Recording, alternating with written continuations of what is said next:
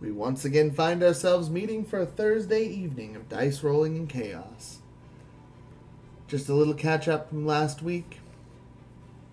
A week of much earned rest and reprieve for most of our party. Lux's engagement went off swimmingly. A party was held and many things were discovered. Our dear Ascher reformed his body. Yet a threat loomed on the horizon in the form of something monstrous. The cadaver colossus that resided now in the middle of town. Frozen in time by Sidri upon realization that the kingdom wouldn't come to the aid of the people. The denizens of the Hole in the Wall have taken up arms on this day. After a much-needed night of recentering, readjustment, and a lot of love from multiple party members, apparently, we find ourselves a smaller unit now. With Amelia's sudden departure,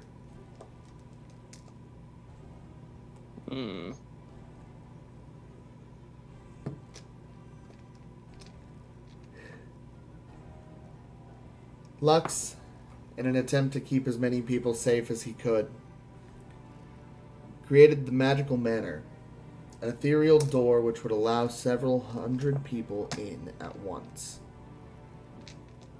They would be safe from harm for a 24-hour period, a place of reprieve, potentially, if things went bad. As the Colossus began to move, the streets filled with the undead after a green bolt of lightning reanimated the entirety of the corpses that resided in Nyx. Seeing the dire situations that now everyone was facing, Sidri appears in front of the party, and he turns and says only one thing. Things will get bad from here, but we will survive. And you suddenly hear his voice boom over the city. Everyone who knows my voice, do your part. Keep the citizens safe and stem this wave. Attack from every front. If you see our allies, move to another. And with that, he looks to you guys, his voice now softer. I will be lending aid to the people as well. If you should need me, call me. And in an instant, he dissipates in a flicker of blue arcane energy. As the zombie colossus now begins to move and rampage once again, the stone walls of the created coliseum that we stand in, made by Strongjaw, standing firm for the moment, its rampage begins, and it immediately notices the party. This is the part where everyone gets to take their positioning before I roll initiative.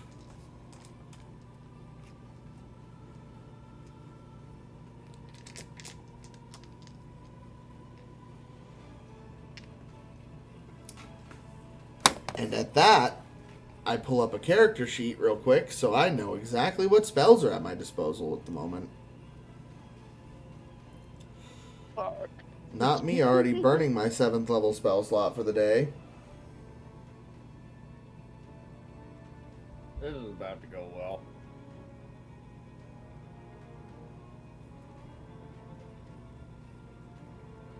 Everyone sounds so fucking confident. I'm happy. I want to go, like, up on the stands. Okay. You go up into the stands. I'll give you freedom of movement before initiation while the zombie begins to rampage.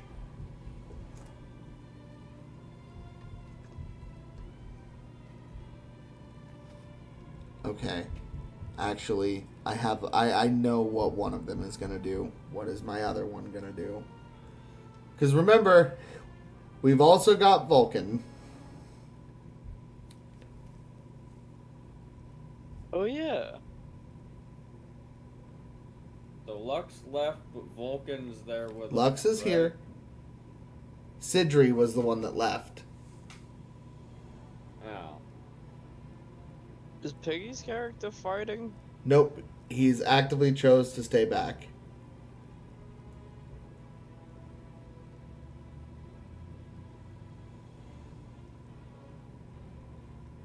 Do I immediately want to buy in that many spell points? That's the question. I have candies. Could eat them. Could just, expend the resources.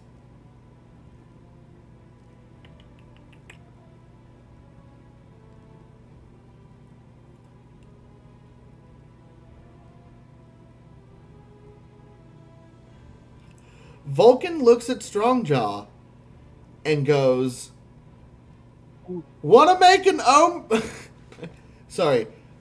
Want to make an offering to your patron?" He says with a very cheeky smile. Oh hell yeah. He pulls a panpipe out and with one hand begins to play it in rapid succession, each note firing off very quickly. You watch a silvery arcane energy follow the flow of the notes and move over to the statue of Korg you had put at the entrance. It swirls around it, and suddenly you see the statue begin to move, stone hammer in hand, What? and walks forward, eyes silvery and glowing. No. Make a prayer to your god, because he's fighting with you today.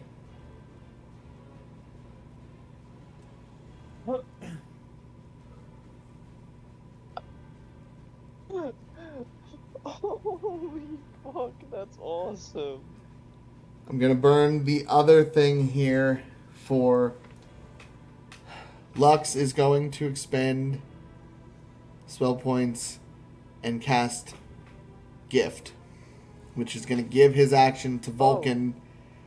And Vulcan is going to... His fingers now glow a golden light as he touches his own throat. This is the part where I'm going to have to bullshit an entire... hold on one second. Let me look at the wording on this.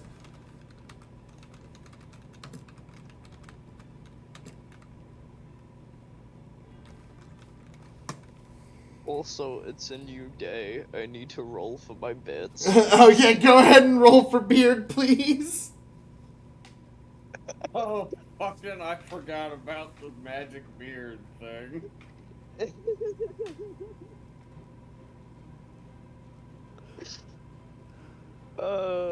Fucking. Is it a D20? Yeah, roll a d20. I got a 14. I am going to change the music just for a moment. Because this doesn't fit what I'm getting ready to do.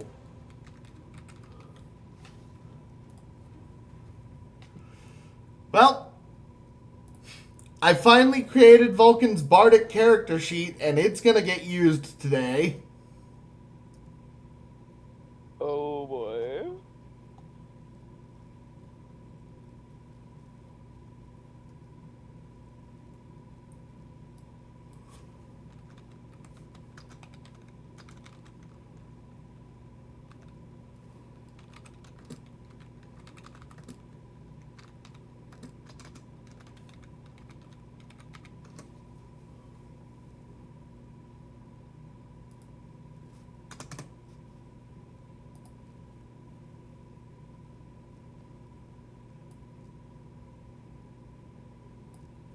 I have a feeling this will do. So Vulcan will step forward. And he will point to... With the golden fingers he's touched his own throat with, he will point to Lux. He will point to Ascher. He will point to Strongjaw. He will point to Rena. And he will point to Alpha.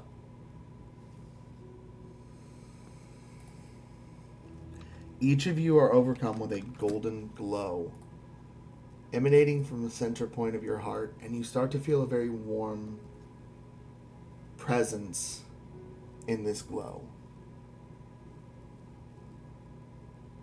I may have just met a lot of you, and I don't know all of your stories. And that's a shame, because each of you seems like a genuinely amazing person. And I foresee nothing but good things coming for this group. The change you will issue through the world, it is deeper than any ocean, higher than any star could sit. I don't see us falling on this day, and I don't plan to. So if the city falls to ruin, if it is this day that ash and destruction really are our doom, then let the song we sing for our swan song be a glorious and proud one. Each of us fights for our own reasons, to see a brighter day, to protect what we love, to achieve a destiny yet not seen. So go forward and find that destiny, and don't fall here. Each of you gains 25 temporary hit points, and every wisdom saving throw made today is at advantage, as well as the next attack action you make is at advantage with a motivational speech.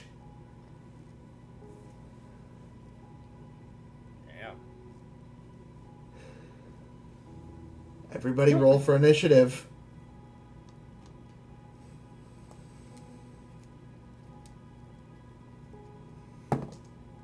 Bardic inspiration, man. That was actually the spell motivational speech. Holy shit! Vulcan got a fucking 20! My boy's ready to go! Yeah. That's a 17. Let's go.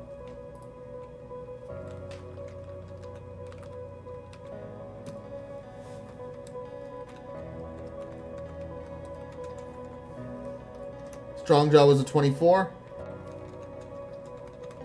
Yeah.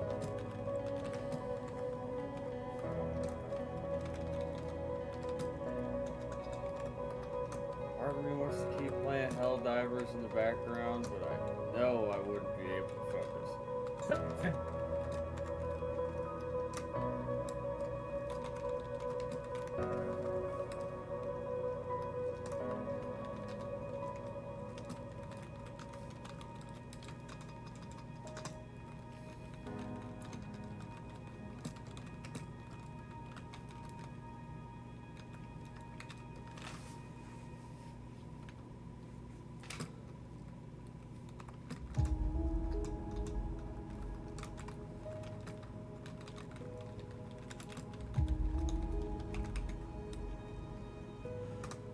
Okay. As everything begins, Zombie Colossus, now squared and centered focus on us.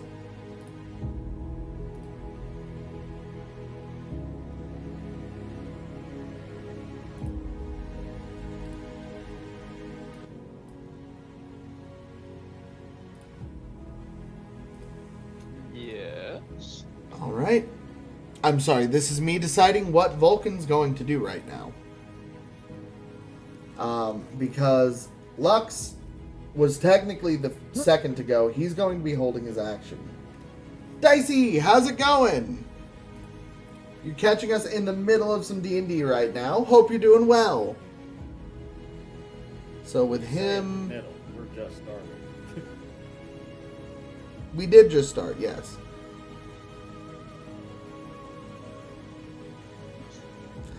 You know what? If I'm gonna expend and have to burn items anyway, he looks at Strongjaw again. Hey, wanna be big for the first time in your life?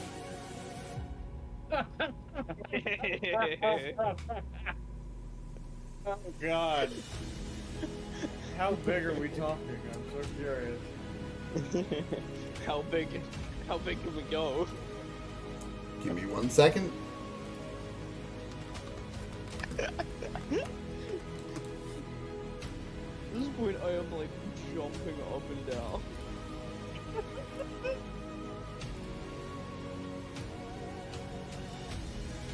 I think that's the biggest thing I can presently do. I'm just gonna send that to you, my friend. Check Discord real quick. Spoiler, I have a pretty strong feeling you're gonna be happy.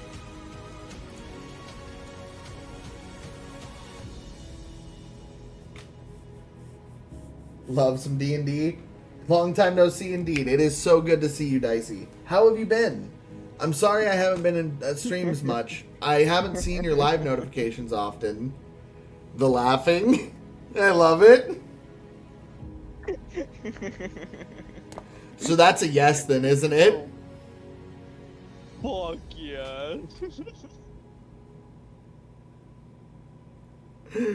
So, Vulcan speaks in Sylvan, and a beam of purplish energy surrounds Strongjaw, and suddenly the buff but statuesque little tiny dwarf begins to bolster and get bigger and hairier as suddenly two bone-like tusks protrude out the front and a large trunk erupts from the face. As the form of Strongjaw the dwarf becomes a goddamn woolly mammoth.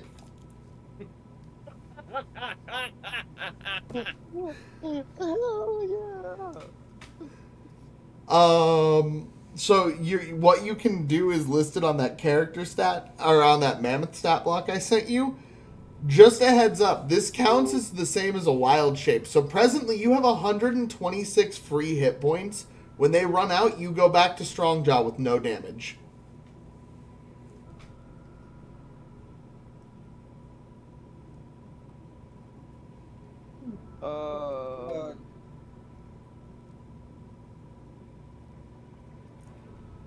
Okay.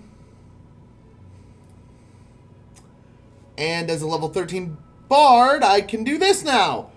Thank you, updated rules. Burn an inspiration. Fucking inspire myself here, because I'm feeling pretty fucking good.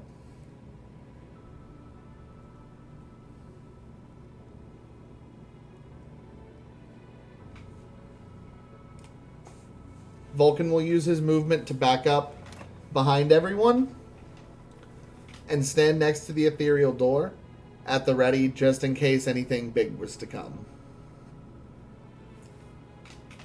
Outside of the giant zombie? Here's what you don't understand. Is I'm the only one that can fucking counterspell.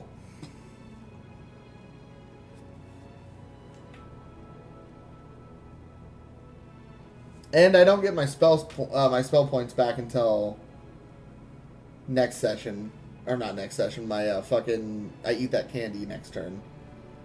Strongjaw the Mammoth, it is now your turn.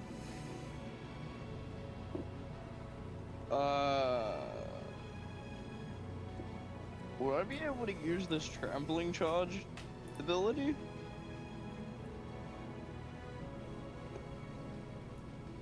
Is there like 20 feet between me and the fucking Colossus?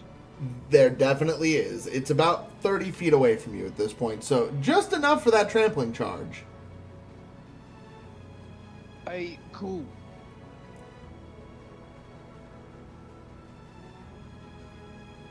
I'm gonna use that and then go for that gore attack that it fucking states. So you go for the gore on the trampling charge. Okay. So you're gonna roll.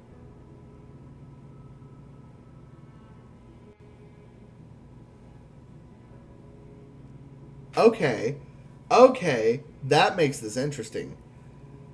Okay, so go ahead and roll an attack. So a d20 and add 10 to it.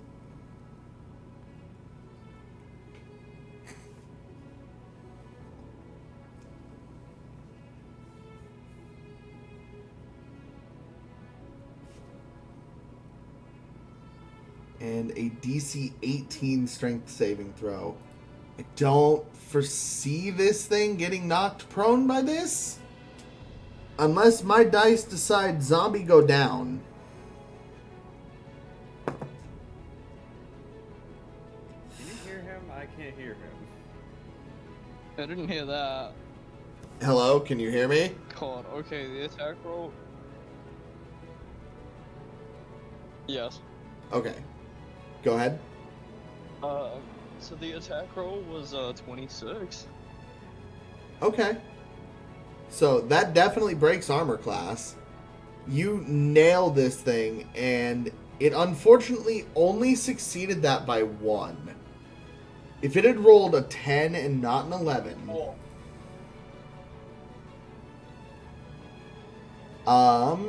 But it does not reduce damage, it looks like. Nope, it does not reduce damage. So, 4d8 plus 7 piercing damage. Add 1d8 for every... Okay, so every 10 feet above 20 feet. So 5d8 plus 7 damage. Do you want me to roll that, or do you want to? 5d8 plus 7. That's 35. Okay. Nice. Alright, 35 points of damage.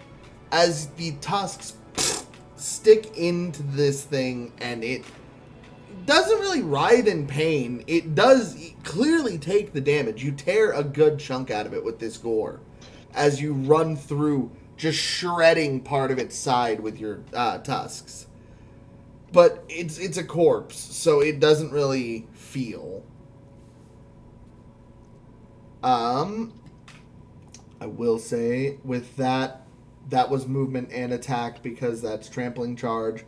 So that is Strongjaw's turn. Yep. Which means it is Alpha's turn now. Meaning I need to look up the cleric spell list at the moment. Holy fuck. Fucking mammoth.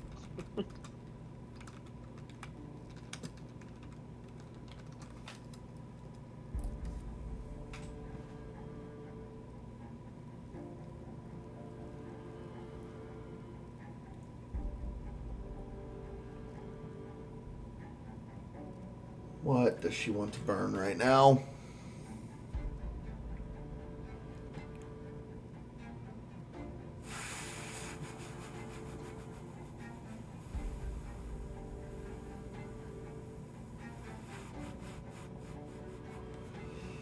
One minute would be 10 turns. That means 2 turn cycles, but that could be really useful.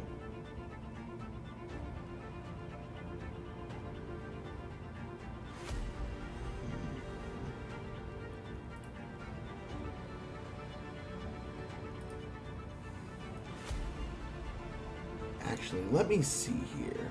This is the part where I have to look up the wording on something.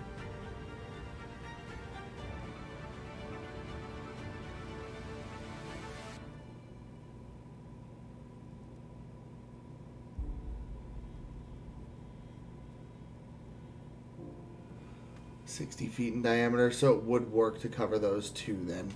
So she waves her hands, and a spell circle erupts outward, and 2 of the doors nearby are now covered in razor-sharp, rotating buzzsaw-like blades of light. And it's at this point everyone sees through the gates, behind the buzzsaws, the shambling corpses coming from the streets now. What Lux had warned about. She has now set up a barrier for 2 of the gates. Shit. And that's going to be her turn for now.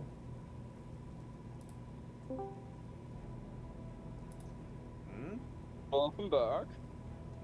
Hello. Oh.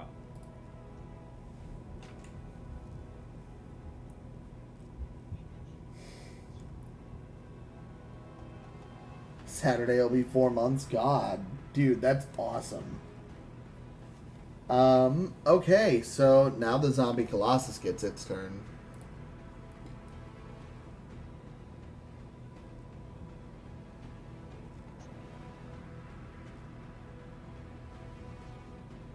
I fear I may be a target. You are the largest one there.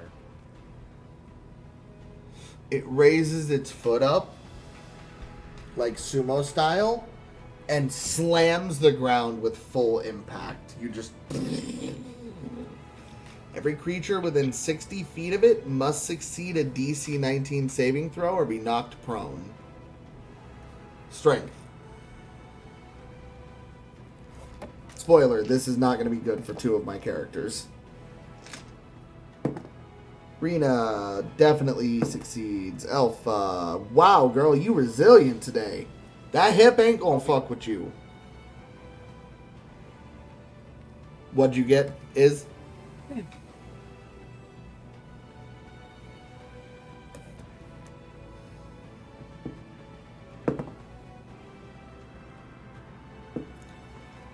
Well, that's unfortunate. Vulcan gets knocked prone.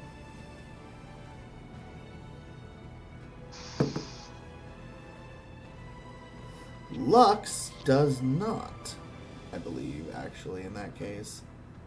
Wait, no, I'm weak. What am I talking about? Yeah, I have no bonk power. Lux also gets knocked prone. Rena is going to expend her reaction for the turn to catch him mid-fall, though, so he stays on his feet. That is a burned action, though, or reaction. It's the mammoth knocked on its ass. Did the mammoth fall over? Fucking... Do I have... I don't have saving throws in this, do I? You do, yes. So, your strength saving throw would be +7. Oh, I will be surprised if you fail this.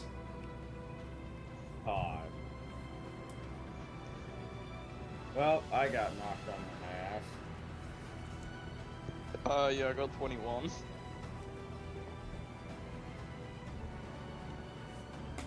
Love you, Terra Twin. Let us know what's going on. What did you end up getting, Is? 21. 21? You're fine. The mammoth kind of just bounces a little bit and then lands, and you're kind of like, what the fuck was that? I rolled 10. Everyone who did fall to the ground takes 12 points of bludgeoning damage. Lux does not, because Rena saved him yet again. Did not let him fall on his ass when he should have. Yeah, cookie button indeed. I'm so sorry. Got you lurked, was talking D&D with the boys. No problem, Denji.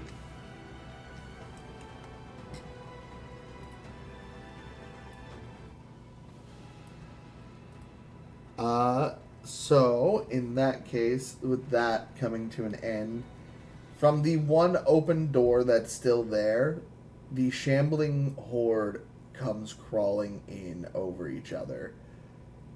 Writhing masses of limbs and bodies, screeching faces, all pour in from this one entranceway. The ones that have the blades in front of them, you hear what sounds like the worst scraping guttural sounds you've ever heard, and all you see is splatters of blood and mist. Right. She rolled very well. These things aren't that strong individually. And those are holy-ass buzzsaws, to be fair.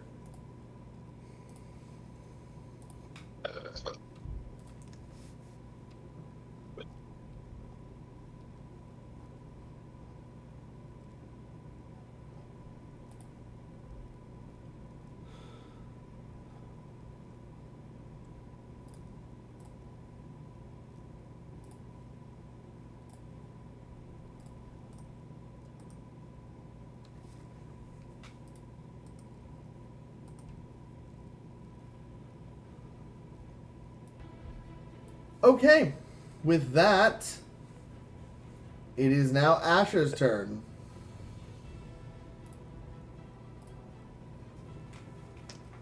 You are still knocked prone on the ground, so you will have to use a bonus action to get up.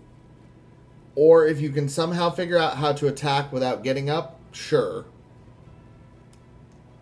I mean, it's not impossible. Just raise the ground up into a wall behind you so it's just like a fucking stand up. I'll use a bonus action to not expend a bonus action. Oh, shit. At that point, you might as well just do a kip up. Gain another bonus action. I will say, Asher, you're not used to the actual sensation of pain. You're more used to feeling it vicariously through the armor. So falling on your ass just now is a sensation you haven't gone through in a minute.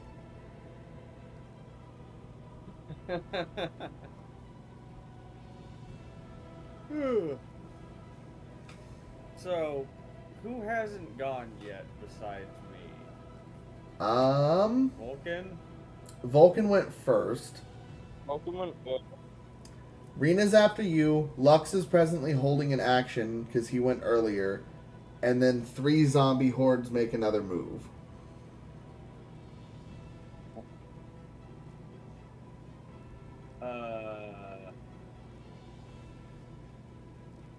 God, I might regret this. But I kind of want to summon one of those spell circles. So I will say, the action Lux is holding is also presently emitting a spell circle.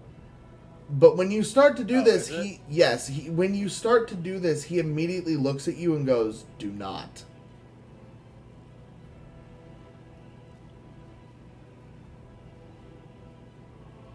He's not telling you not to do this. He's saying, "Don't try to link this with mine. I have something here."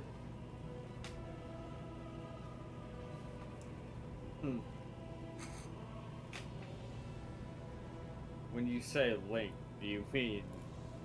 What do you mean? Don't try to connect your spell circle to mine for a union. What? What are you trying to make a spell circle for? I'm confused. Hopefully a stronger attack? Yeah, a combination attack? Yeah. Yes, what he's saying is, I'm not doing one with you. It's not a disrespect thing. It's like I have a very specific plan in mind, not right now. So if you're going to, don't expect it from me.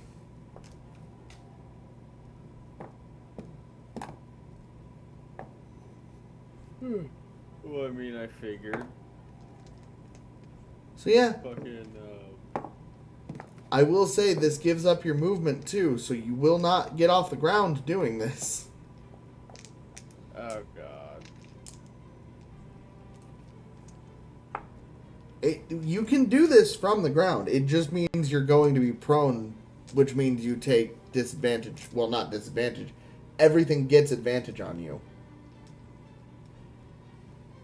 Well, I mean, obviously I'm going to expend the bonus action to get up first. Well, yeah.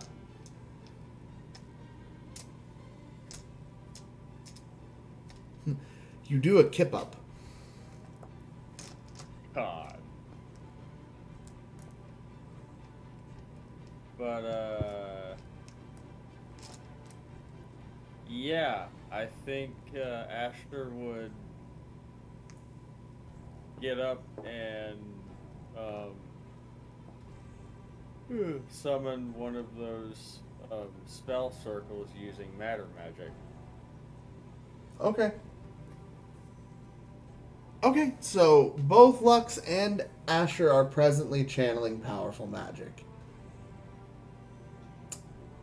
On this next turn, Rena will turn to Lux and just go, "Alright, I have a feeling I know what you want to do." And puts her hands over his, and you watch a golden divine light channel into his hands.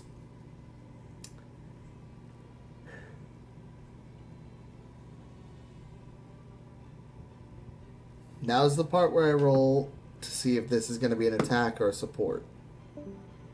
It's going to be an attack.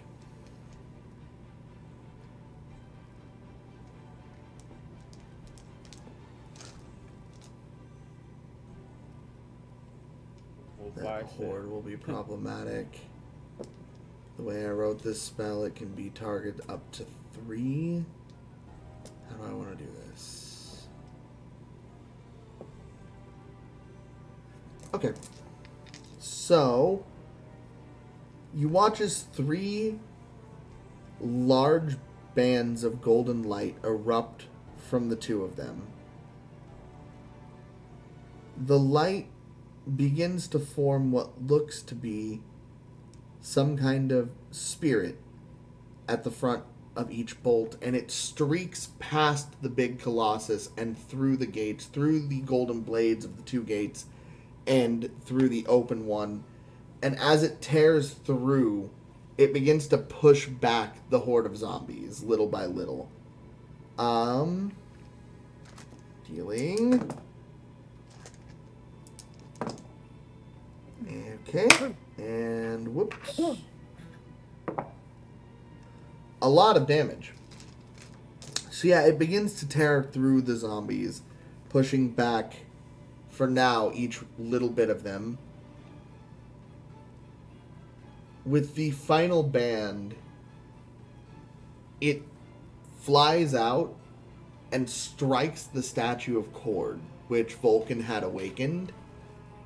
And the hammer of the statue begins to glow a golden ethereal light as we channel the power of that into the hammer.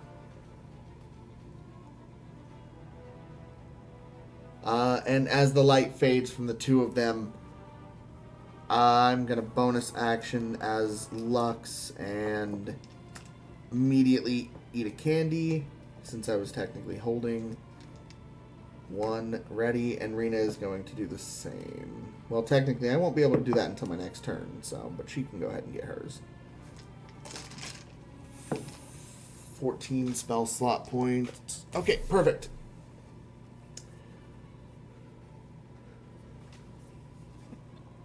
Sorry, that was a lot of back and forth with myself.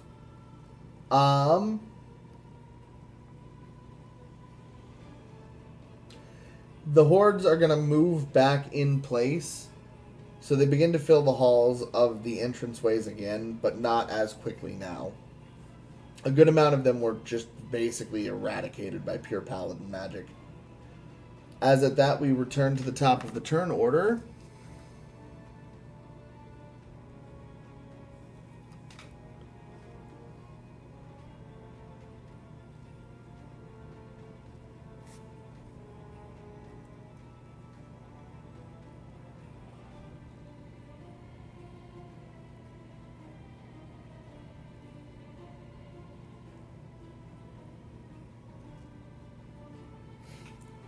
Rolothan's Psychic Lance.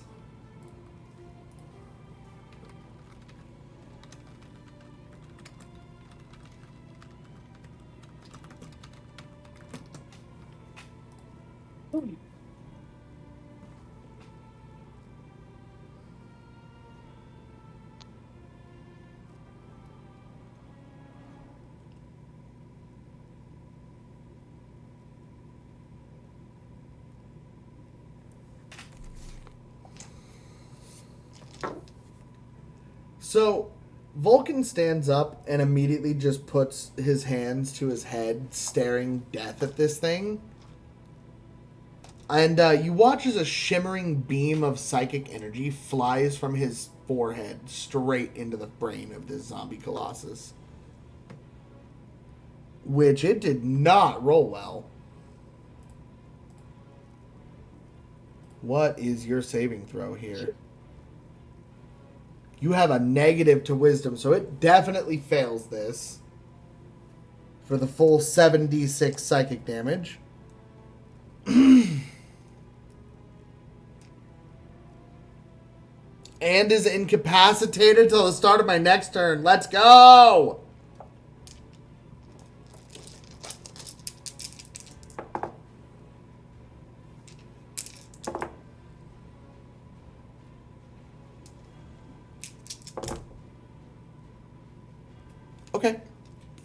So it takes another 23 points of psychic damage and is now stun locked for the turn.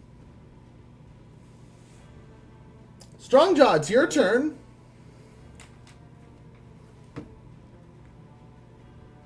It's fucking stun locked? It's presently incapacitated until the start of Vulcan's next turn.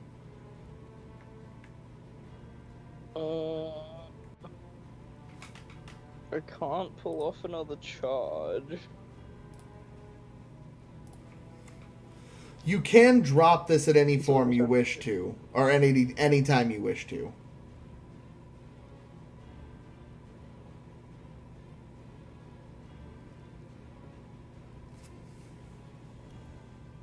Can I hit it with one more attack and then change back? Yeah, you can end your turn by changing back. Go ahead.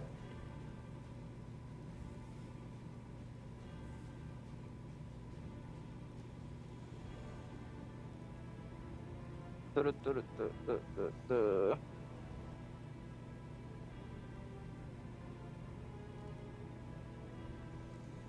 was it roll again?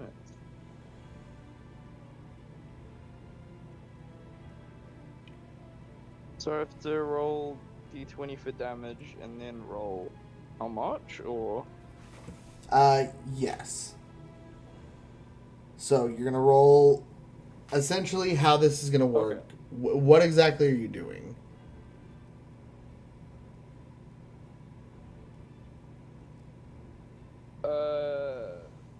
When I hit it with that gore attack.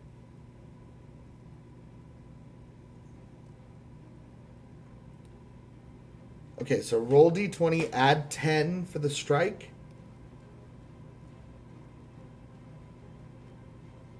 That's 27. Okay, that definitely hits. So then you're going to do 4d8 plus 7 damage.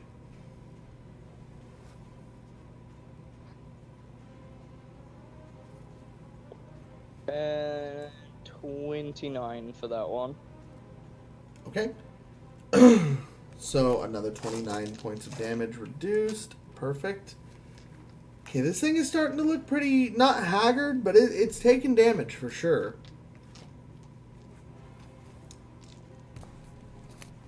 That rolls it around to Alpha.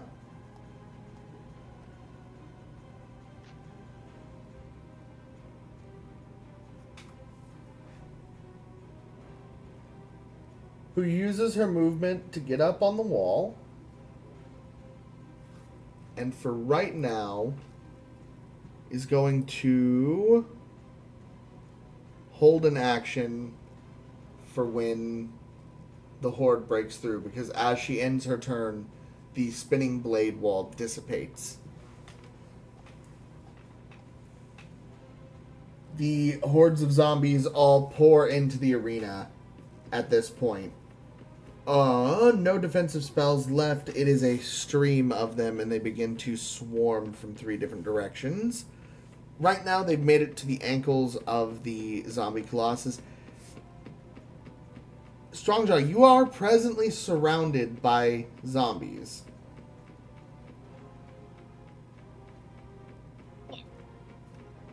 None of them can attack yet, but there are a lot of them near you, meaning means of traversing in a normal way are near impossible. You are presently cut off from the rest of your party by a wall of zombies. That rolls us over to Ascher. You're still holding your spells. Would you like to charge it another turn to make it a little stronger? Or you can just take it back at this point.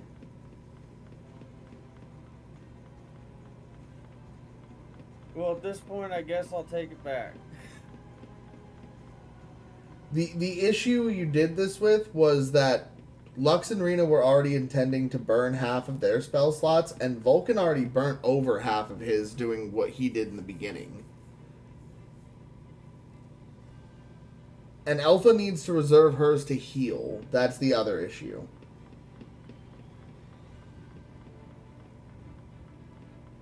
Checking on Valentino. No problem, Emmy.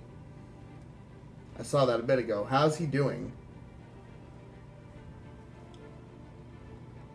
Okay, so you go ahead and drop it. You've got your whole turn ahead of you. You didn't expend your resources because you didn't burn the spell. So what do you want to do?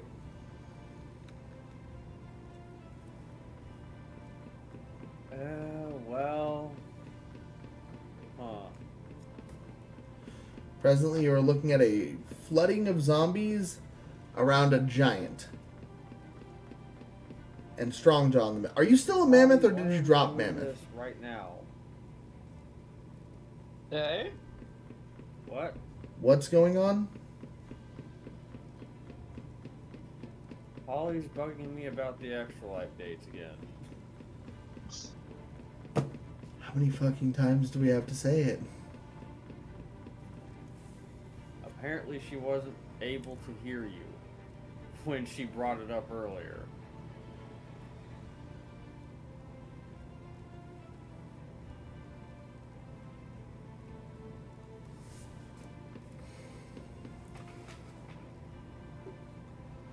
Go ahead. What's your move? But fucking...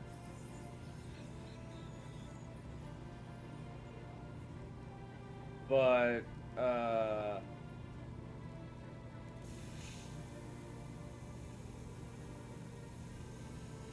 guess I could upcast arrows from hell on the fucking zombie.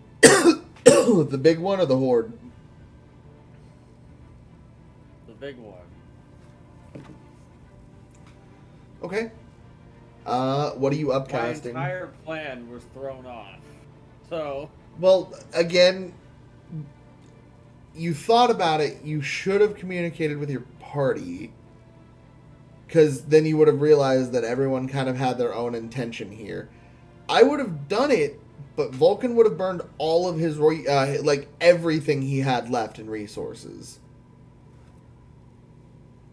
Yeah, but the only other thing I can say is the dwarf had already been turned into a mammoth at that point, so... Because it's working.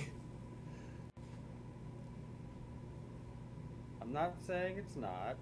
I'm just saying it happened at an unforeseen time when it came to my ideas. I mean, yes, but your ideas were internal, not external, and I can't actually fucking read your mind, homie. I'm also dealing with somebody who rarely ever listens to the things they're told.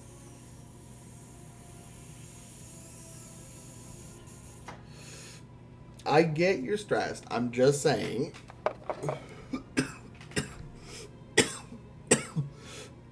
If you'd communicated it, we probably would have kept it in mind. You're fine. Roll with it. What are you upcasting arrows to? Fucking, I don't know, like 3. Okay. So go ahead and roll to hit plus spell attack. What's that? Okay. Plus the thing, which is...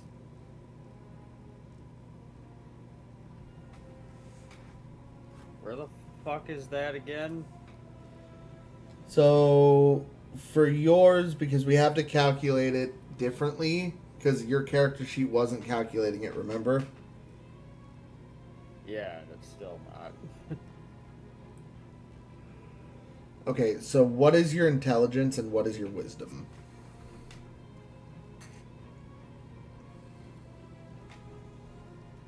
My intelligence is 16 and my wisdom is 17. So you would have a +4 to your spell attack.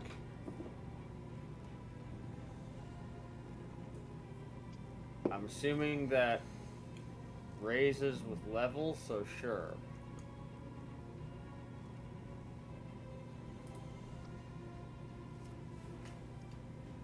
I mean, Lux is a main type spellcaster and his is only 6. You've got a pretty good one, man. I know. So that would be a soft 20 in this case. Yep. Which, let me double check. Just hits. Damn it. I was hoping I'd at least surpass its armor class. No, you tied it. So it hits. Go ahead and roll. I believe for this it was upcast to level 3, 4d6 damage, and add 4 fire damage to it. And then every turn that it can't get the arrows out of its body, it will take that same number of fire damage. Which actually is a very good move, because I can tell you something now that it succeeded. Because it's going to take constant damage now, it can't do the thing it has been doing at the beginning of every single one of your turns and healing 10 hit points. Well, shit. Plus the fire damage, that's another 20. Okay, cool. So up until this turn, every turn that passed, it healed 10 damage. Now it can't do that. Cool.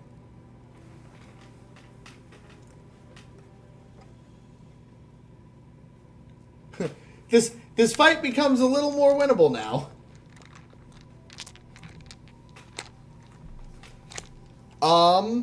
Yeah, so you watch as it is pelted with ethereal flaming arrows from the sky. Which, again, the fact that they come from the sky really should be called arrows from the sky. Well, I mean, they're flaming, so... Our arrows will blot out the sun.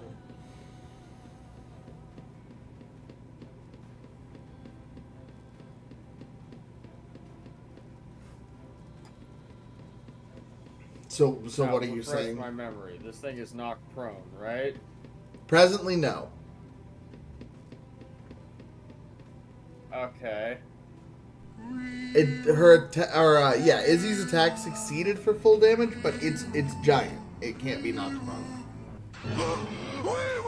Oh, fuck. Damn it. Holly! Yeah, zombie colossus. It'd be kind of hard. Like, it can't be knocked prone by just a move that says knocked prone. Like, you can't hip throw a fucking colossus. You know? If you want to knock it prone, you got to put some teamwork into this. And or chain its feet up and hit it hard.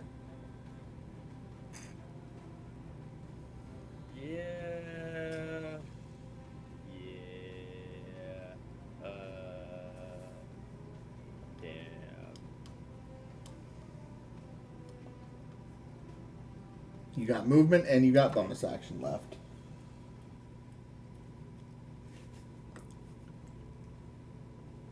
I doubt you could flurry of blows a fucking colossal zombie and have it work. You absolutely could. I will point out right now you are still away from it. Do you want to run up on this thing? Not particularly. I mean, you'd have to run through a horde of zombies. That also. Items. Inventory. Help me out here. I'd like to point out you only have a bonus action left. I know.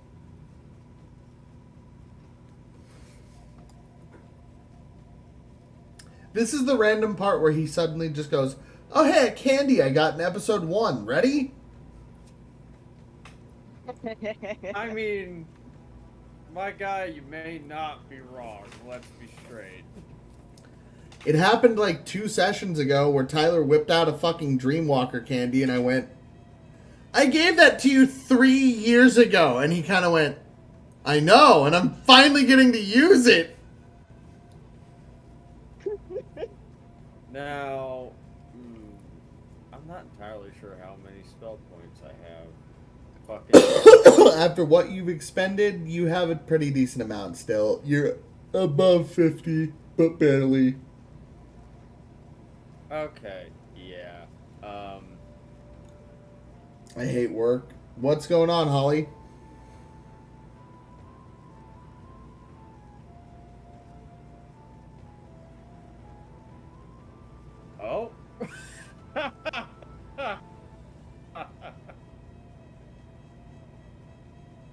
Do I even want to know? Mac, it's happening again. Go ahead. I have a stone skin candy. Oh my god! You know what's really funny about that? You can actually use it now!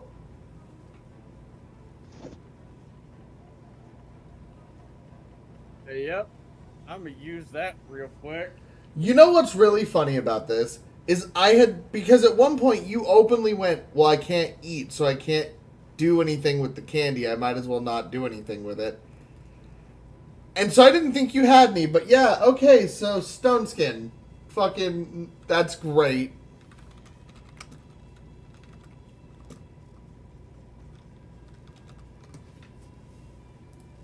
And what does that do? Doesn't it give enemies disadvantage on damage or some shit? It gives you the stone skin condition. This spell turns the flesh of a willing creature you touch hard as stone. Until the spell's duration ends, the target has resistance to non-magical bludgeoning, piercing, and slashing damage. This is actually kind of a good thing. Because zombies rip and tear, and now your skin is made of rock. So yeah, as you eat this candy, it has an interesting kind of earthy taste. It's not pleasant. It's not terrible, but it's not it's almost a little bit like black licorice with a little hint of grass. And suddenly you just hear as your hands and skin and everything begin to solidify into a stone-like texture. You once again lose the sensation of feeling on your skin, which is a haunting memory of what you've just walked back from. But, yeah, okay. So, well, for some reason I knew that was going to be a thing. Now's the part where I go through my shit and see what I have.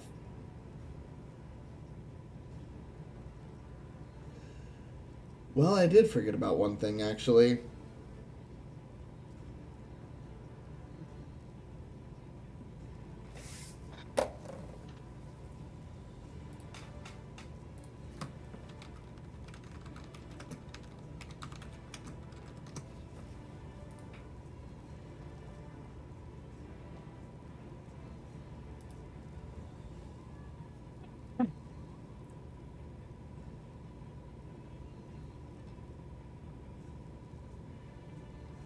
Okay. Something very interesting is about to happen. Asher, as you end your turn, Rena and Lux are going to take theirs simultaneously. Where Rena will charge forward now, her mace now glowing with a holy light, sends forward a wave towards the zombie horde. And does knock several of them back, dealing good amount of damage. Not bad. The wave of light creates a small opening, a beginning of a path over to Strongjaw, as she's standing her ground right now. Lux pulls out a deck of magical cards.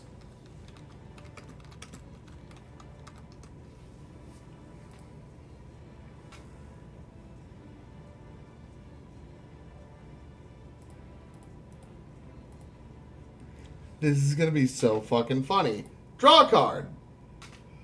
Okay, I got the Jack of fucking Spades. Perfect. What does that do? Ace of Spades. Not it. All other aces, nothing. 4s, 3s, 5s. Nope. Jacks.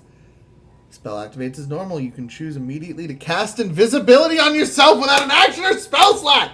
Let's go! Lux turns invisible.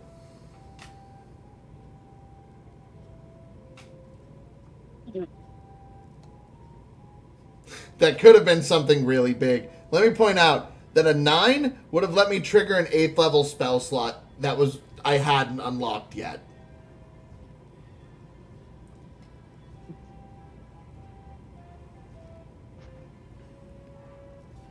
I'll be damned.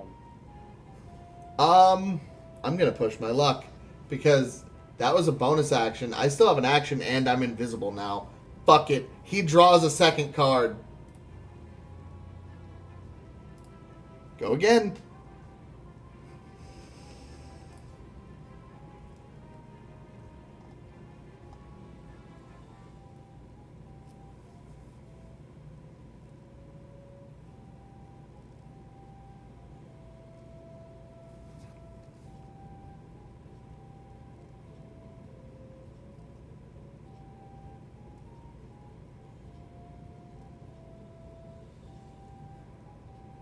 Oh.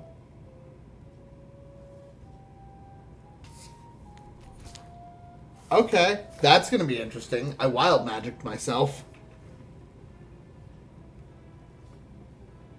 No. Like straight up, do you pull the wild magic thing? No. It's pretty wild magic-y though. That is unfortunate. If using a spell that targets an opponent, you automatically will miss with a critical failure. If the spell requires a saving throw and no target, the creature will automatically succeed. I know what I'm going to use in that case. Or critically succeeds if you use that rule. If using a healing spell, the target is damaged instead, and I would have to roll an Arcana check to be aware of that part, so... Otherwise I would totally heal this zombie right now! If it causes any other effect, the spell cannot activate, but you still lose the spell slot. Okay, not the worst thing.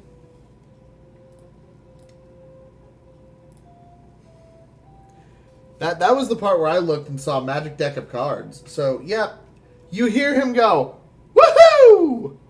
Fuck!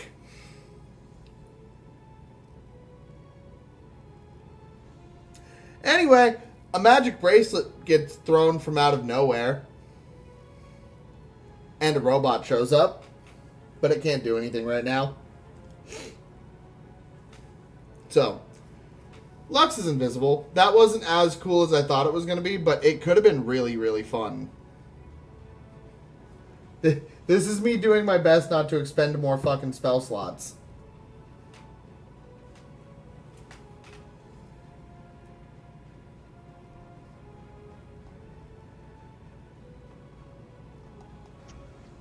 Okay.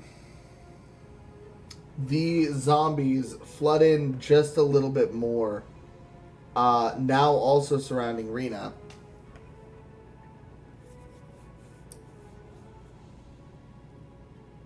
They've filled about a quarter of the arena at this point. They flood in heavily, and the ones that were already around you, Strongjaw, some of them begin to lunge in attack. So I'm going to make several attack rolls here, okay?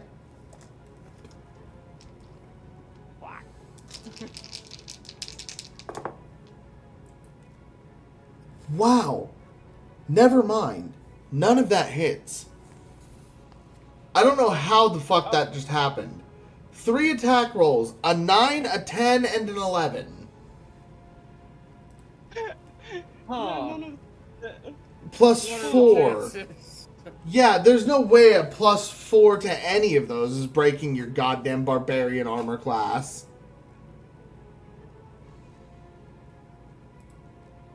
How the fuck did that just happen? Fucking divine intervention. Okay. Well, several are going to take swings at Rena now. And this is the part where it's 3 natural 20s. Because, you know, fuck my happiness.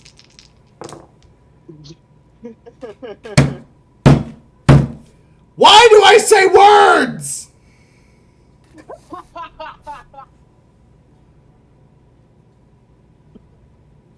There was a natural 20, fun fact.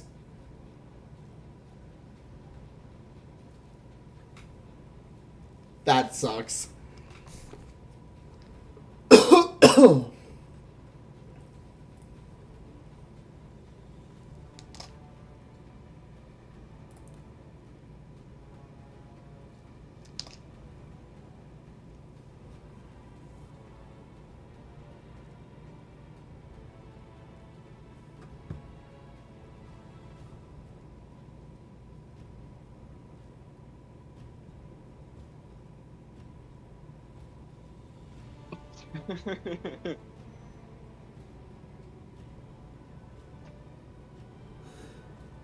Oh, wait. Strong Jaw.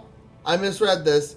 I thought it was 2 less. Does a 21 break your armor class?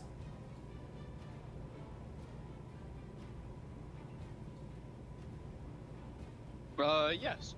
Okay. So several zombies actually... The first few miss you, just like they do Rena. This plays out simultaneously. But several do latch on to both of you. And simultaneously, you both take several bites at once. Fuck. Yeah, several bites. You're not raging yet, are you? Oh, shit. You're not raging. Are you a mammoth still? No.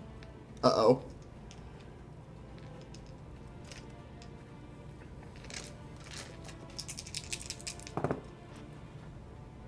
Man, fucked up. You didn't know this was going to happen. I wouldn't blame yourself.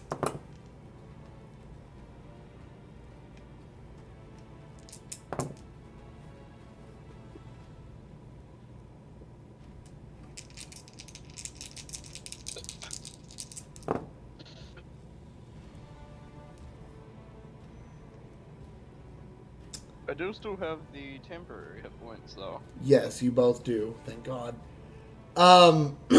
36 points of piercing damage to both of you as they attempt to rip chunks from you, but from the light that fades is all they get as the protection of the hero's feast has just dissipated. The few that do pierce through it, it does deal through. So I believe the hero's feast gave you 25 hit points, correct? You each would take 11 in this case. So yeah. Reduce your temporary hit points to nothing, and you each take 11 points of damage.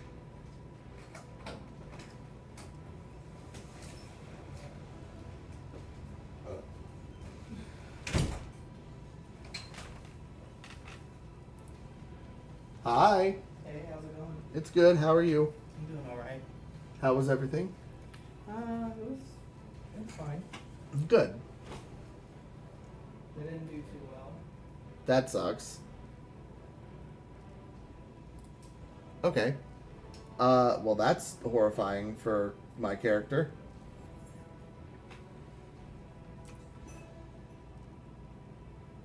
Okay. Goes back up to Vulcan at the top of the turn order now. I was actually calling you to let you know that I was on my way, so that if you were still wanting to do some streaming. I will have to come bug you in a little bit because we are in the middle of our D&D session. Okay. Sorry. You're good. But yes, if you're up in a bit, we can, for sure.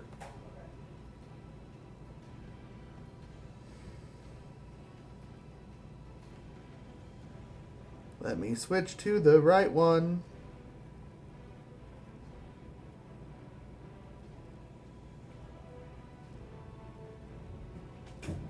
Doesn't work on that, doesn't work on that, doesn't work on that, don't have that.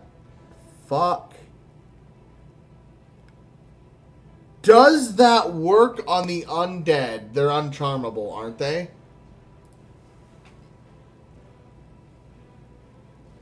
Fuck! Damn it!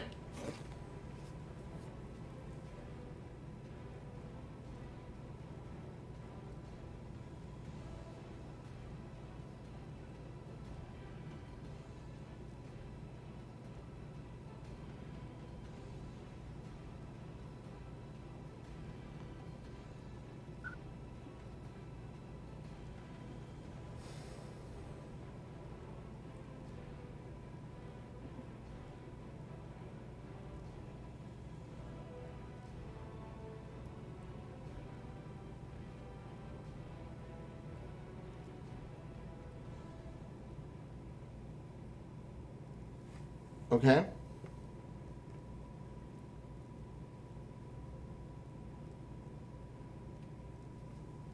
He's going to upcast Bane.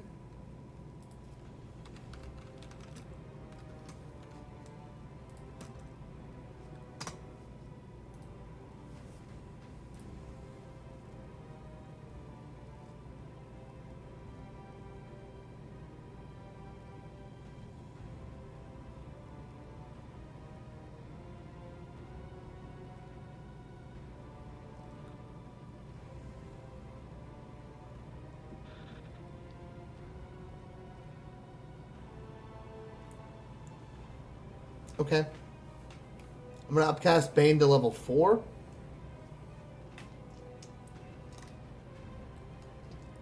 And I'm going to hit I'm going to hit the 3, oh no, I'd only have to upcast it to 2 in that case. I'm going to hit the 3 hordes, and I'm going to hit the big guy with Bane.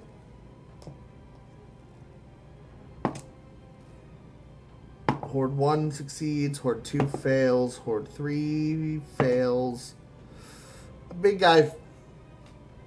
Yeah, big guy he fails. So, now I got to subtract a D4, now a D5, so up to a 5, I suppose. From the next roll they make, that is an attack or saving throw. Perfect.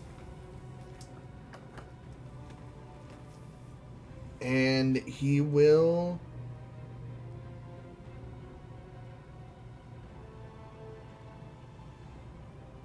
give inspiration to Ascher. He looks at you, Ascher, and just says, I know we just met, but congratulations on getting your body back. And you get a kind of golden glow over you as you're inspired.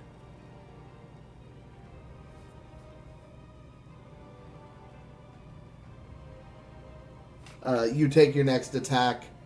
Your next roll is whatever you use the inspiration on. Is you can add a D10 to it. Alright.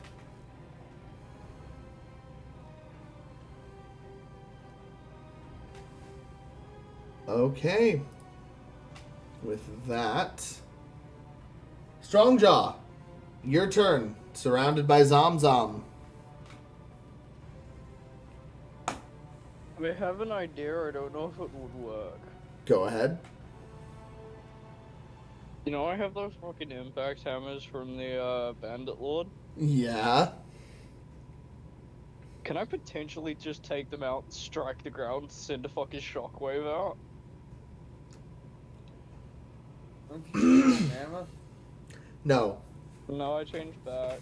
Okay. Oh. It wouldn't send out a shockwave. What it would do is it would launch you.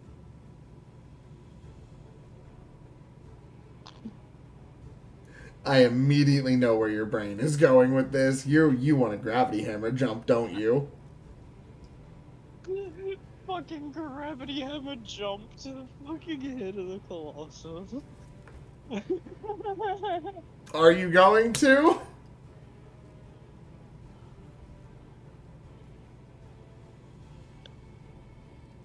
It's 40 feet tall, so you would have to roll a D4 or a 4 on a D6 or higher. So 4, 5, or 6 is the only way you're getting up there.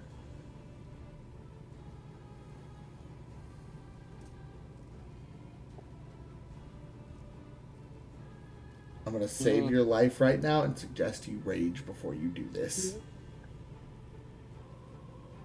Yeah, I was gonna say I wanted to rage before I do this. That would be a wise idea, my friend.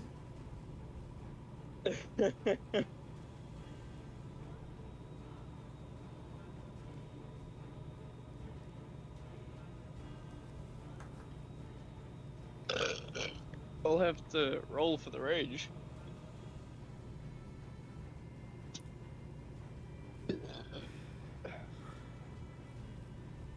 Yes, go ahead and roll that D100. I'm pulling up the table now. Roll a D20 first, I apologize. D20 eyes turn purple.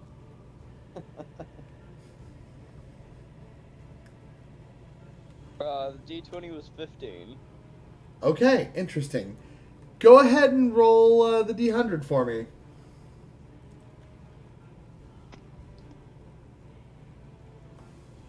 Uh, 62?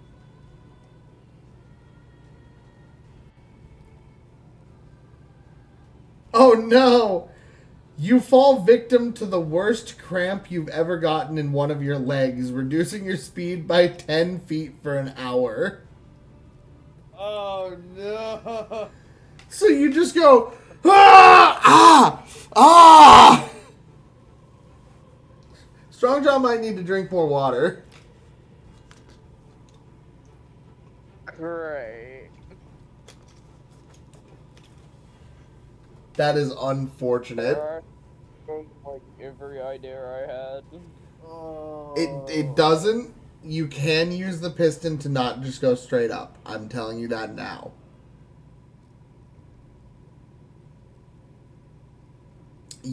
Okay, let me put it this way. You're small enough to ride the piston hammer.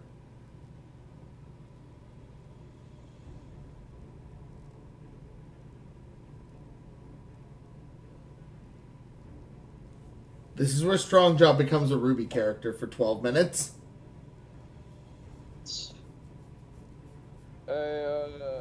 It's a hammer, but it's also a gun.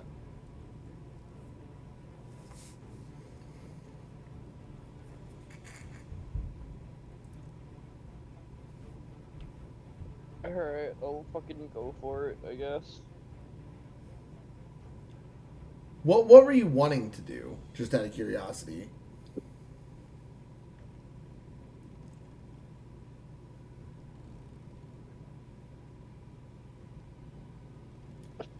I don't know, I banked on that first idea, but now I don't fucking know. Just breathe, okay? Don't just fall on the first suggestion here. You got this.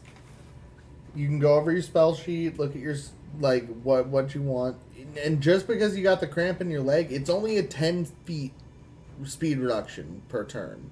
You can still move. You're not frozen.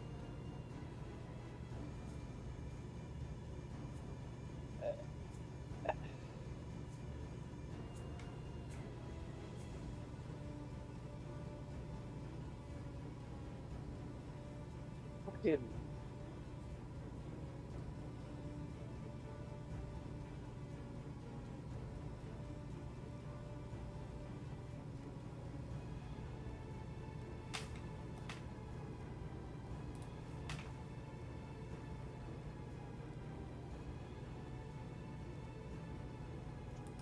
Don't I have some fucking pair of boots that I can fly with? I was waiting for that. You do have the winged boots. Movement speed be damned. You have flight! 60 feet for flight movement per turn. So, did you still want to get up to the zombie's head? Yeah. Then you could. If 10 feet reduced, you have 50. It's 50 feet tall. You can get up there.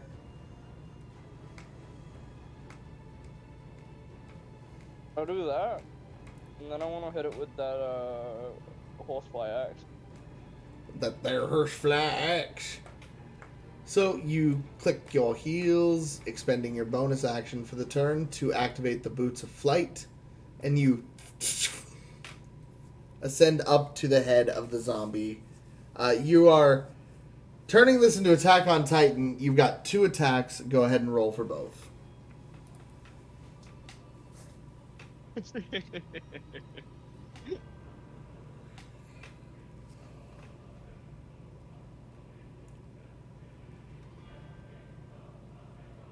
Oh shit, 17 and 18.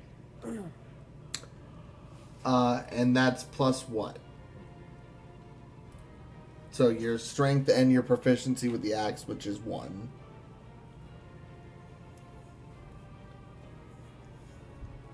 Fucking... Don't you have like a plus 7 to strength right now? Hold on.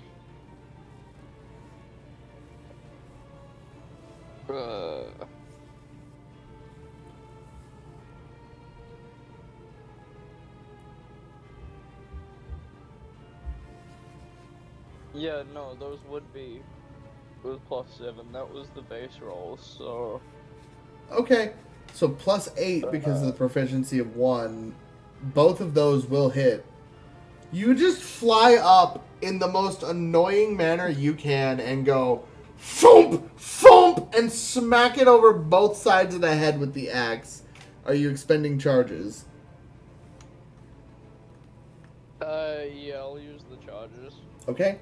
So go ahead and roll 2d8 per axe strike, so 4d8 total, and then 2d6 for the horseflies, because they went up recently.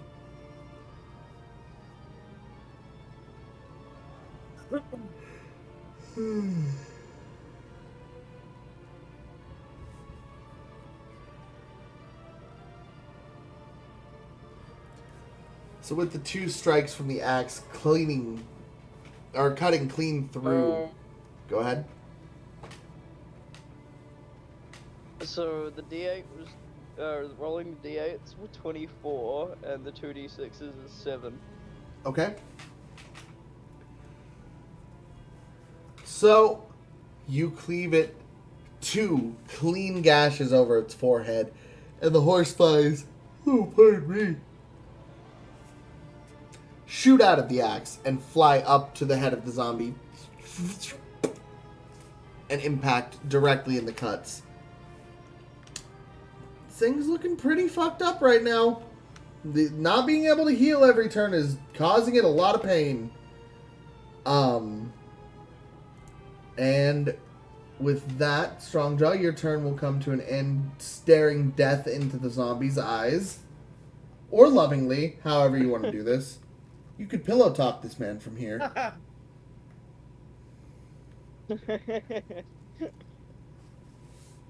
Alpha's turn.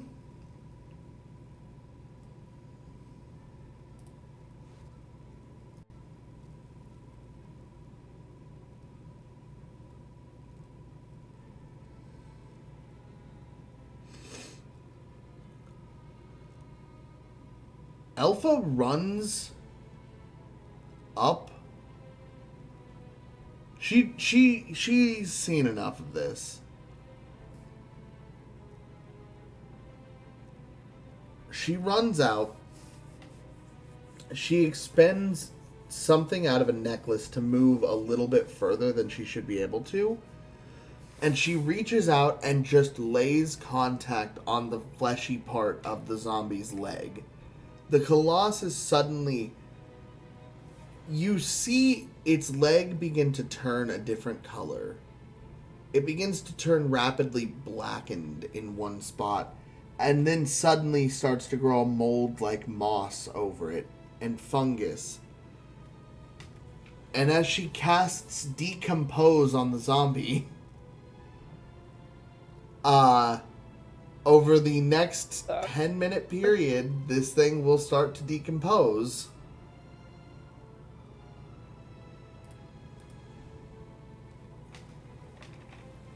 She will do this and look up and go, "Now lay it to rest!"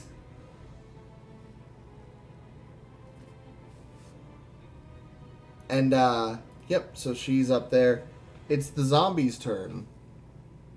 And it's looking at this little dwarf that's flying right now. Like, how the fuck are you? Okay, whatever. Big hand swipe comes right for Strongjaw.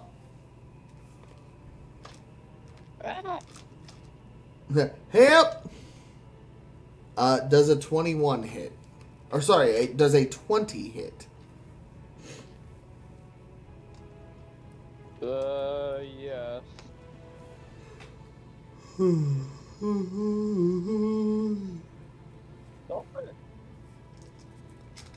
What is your armor class? 19. Okay, so it barely hits. So yeah, the palm of the zombie Colossus grabs you. It begins to grip you, and you will take...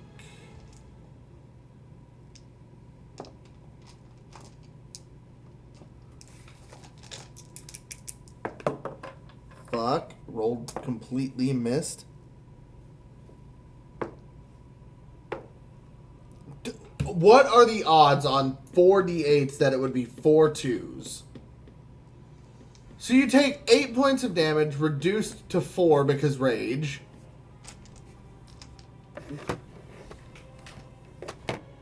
And now I have to look to see if it's going to attempt anything here. Because it can do one of two things here.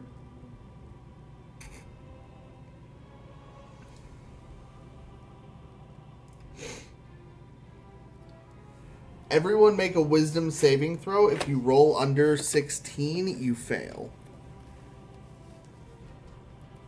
Vulcan, success for sure. Lux, indefinite success.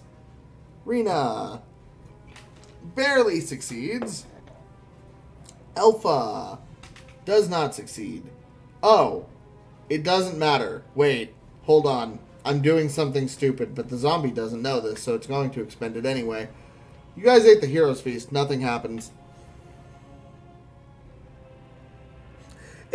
It screeches, and a darkened aura appears around it. And for those of you who would have rolled a low number, you start to feel a bit of fear raise up inside of you, but suddenly it's just snuffed. At the end of the last session, Alpha provided the Hero's Feast. One of the status effects it provides is for 24 hours, you have advantage on wisdom saving throws and are immune to the fear status effect. It just tried to use Frightful Presence to frighten you. It didn't work. It just doesn't work because of magic. You ate a really good breakfast, and you're afraid of nothing now. 18, by the way. It doesn't matter. Whatever you rolled succeeds automatically because you can't be frightened. Okay. Works for me. That was me fucking forgetting we had Hero's Feast active until I looked at my notes and was like, oh, Hero's Feast! I wasted an action! Yay! All of the zombies swarm in a little further!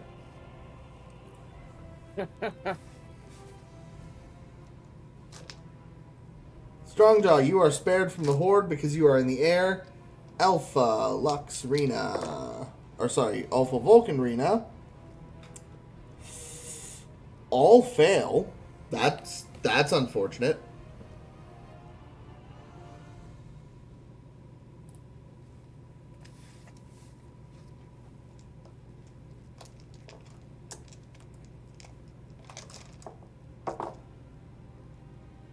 Each of them taking 35 points of damage. Rena not looking very good right now. And Lux seeing this. Okay, well, I was in a good mood. Now I'm not in a good mood anymore.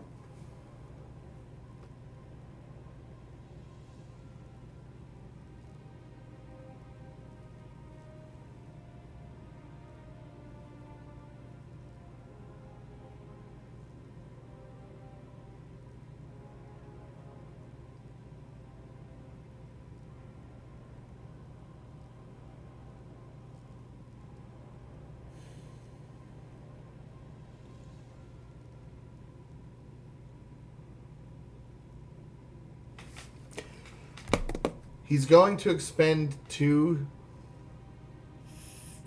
sorcerer points to quicken spell Bigby's hand and grab Rena and pull her out of the horde of zombies up into the air. And she's presently sitting on the hand out of harm's way, not looking good at the moment. For those of you that would be able to see him, there's a bit of a look in his eye that says the next thing I'm about to do is going to fuck something's day completely to shit.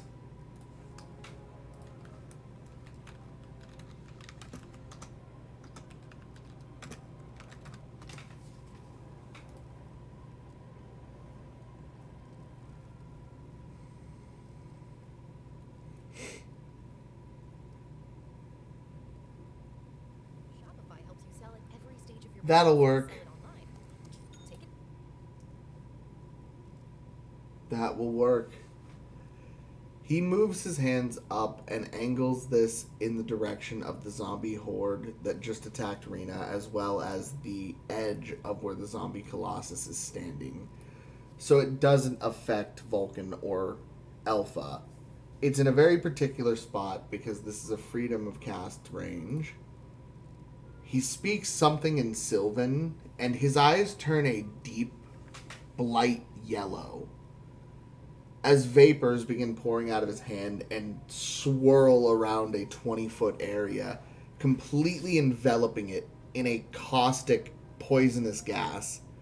Screeching and gargling sounds are heard from within it, but nothing comes out except for blood splattering to the ground, as chunks of zombies are pulled into this in one go. And the zombie Colossus's already decaying leg takes even more damage. How pissed off am I is the question.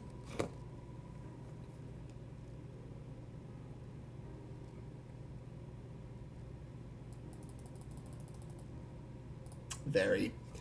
He expends 9 sorcery points.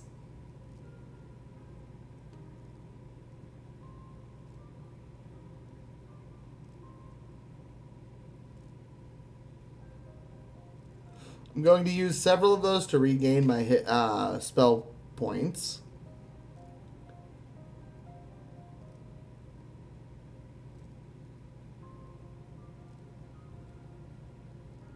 And he's about to make this very interesting.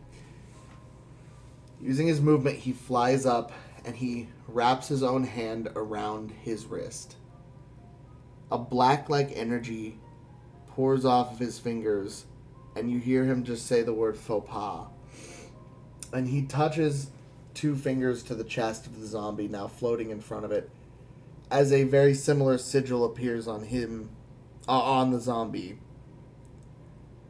Lux sits in front of him openly, descending from the sky in the middle of the horde of zombies. And he looks at him and says, "I bet I'll last longer than you will." Smiling.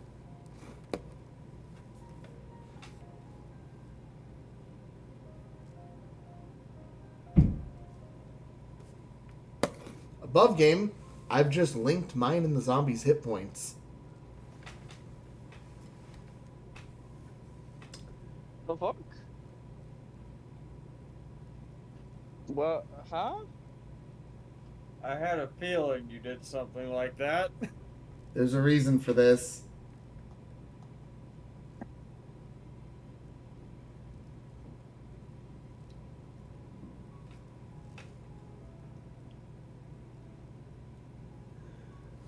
The horde of zombies begin to attack again.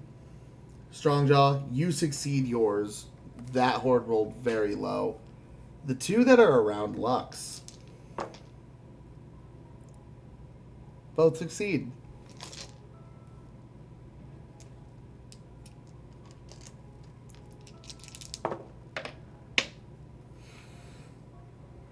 Oh, this is going to be interesting.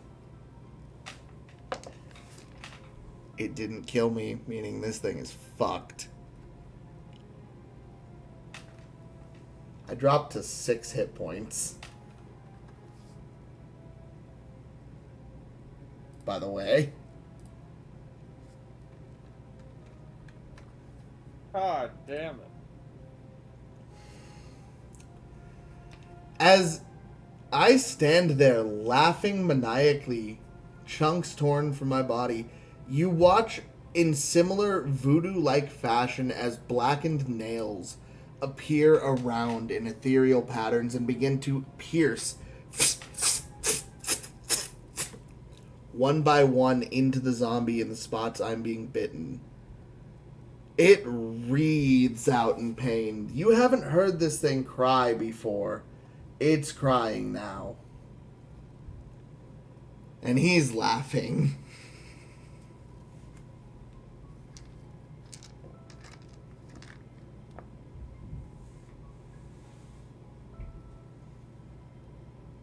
We are at the top of the turn order again. Vulcan gets the fuck out of the way.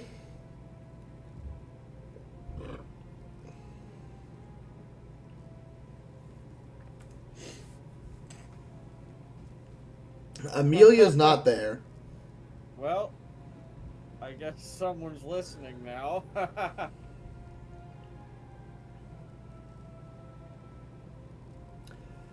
Vulcan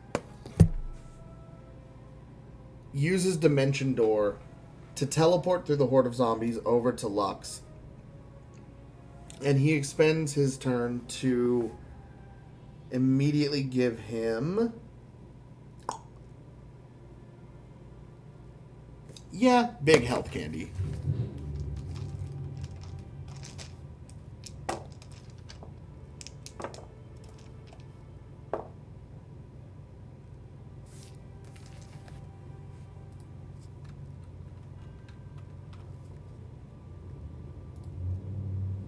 Okay.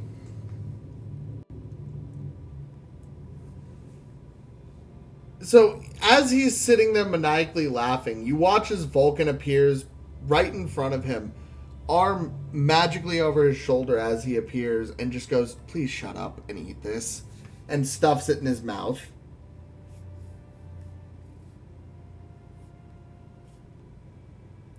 He just, after eating it, kind of looks at him and goes, "You never let me have fun."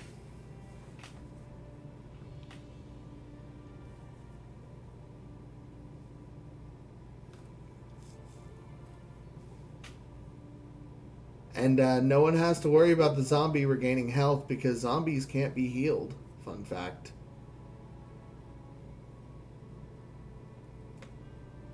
Cool. So, that's Vulcan's turn. Now it's Strongjaw's turn, flying in front of the zombie. What do?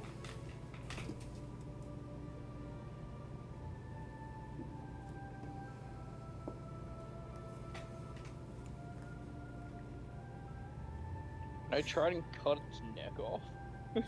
You want to attack on Titan, this motherfucker, don't you? Absolutely. And straight for the nape. I mean, you can go for it. You've got your... You want even better Beyblade that shit down the arm. You are flying right now.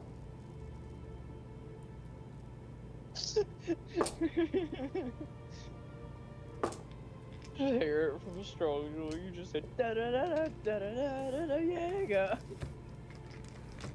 Da da da da da. What is an anime?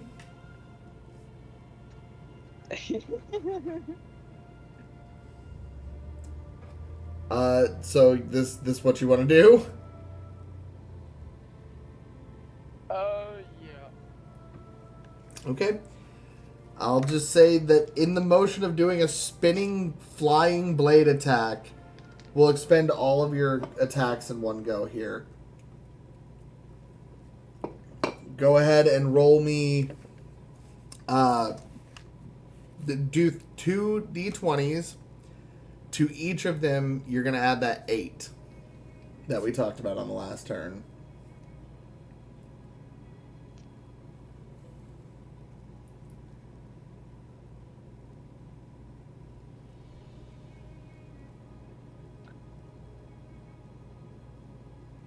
I just hit 44. Damn. What were the rolls separated? Sorry.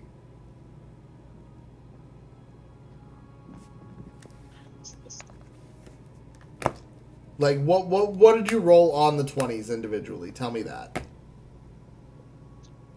It was a 16 and a nat 20. Okay.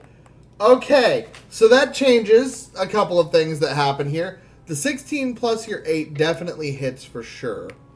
So the first part of this begins to cleave to some effect, but it's the second loop where you really just push through for some reason. Okay, so we're going to roll these individually because now on a nat 20, you have to double one of these. So roll 2d6, 2d8 for me for axe damage.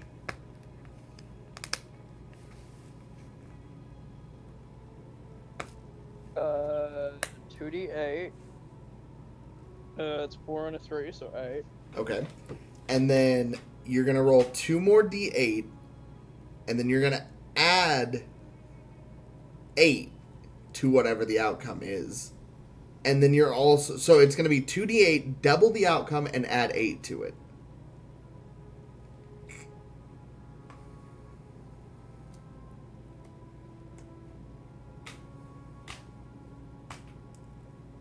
That's fucking 28.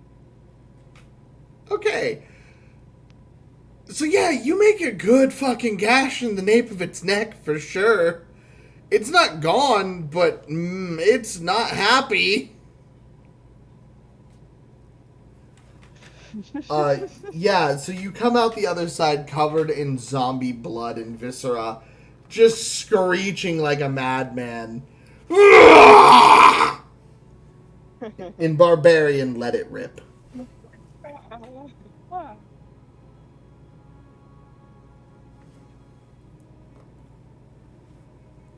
All right.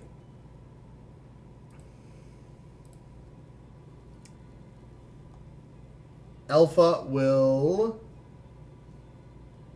immediately cast Cure Wounds on Lux. Just going to base cast it because that'll be enough. I can make do with that. And she herself is going to active cast Shield of Faith to increase her armor class by 5 while she is standing down this horde of zombies. Like a bad bitch.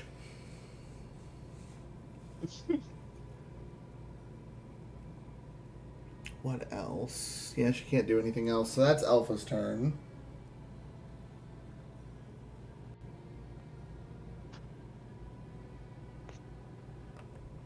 The Colossus is gonna try to fear you guys again. No, I'm kidding.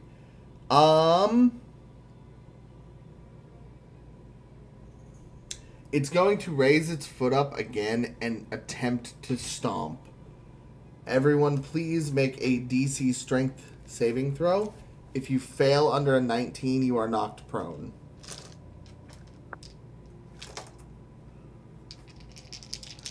I got 22. You're good. Lux, good.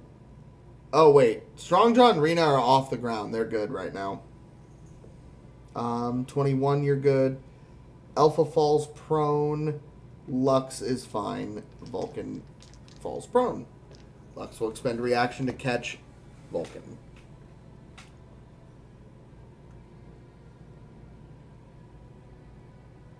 Okay. It's going to reach down into the horde of zombies. And it's going to scoop up some of them. And it's going to throw a mass of undead at you, Strongjaw. Why does this... Oh, I didn't even read that. A 14 plus to hit. On an 18. So, wow. Does a 32 hit? Fucking... Yes? I've only got an armor class of 19. Sorry, sometimes you just don't read what you're doing, and it's a lot bigger.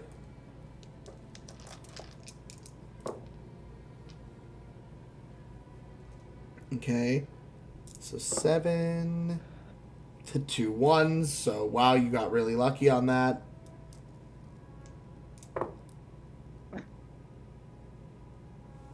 So you take 6 points, 12 points total, reduced to 6 of bludgeoning damage from the impact of the wave of undead. The unreduced damage, you do take 7 points of necrotic damage as a black energy that, from the spots where the zombies explode against you, a black-like energy seeps into you, and you feel this deep, stinging numbness. It's like jellyfish toxin.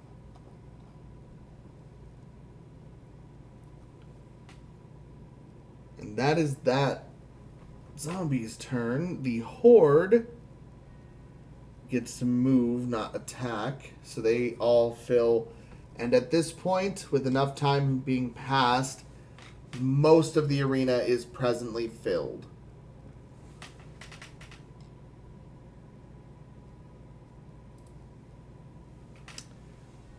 It is going to go to Ascher.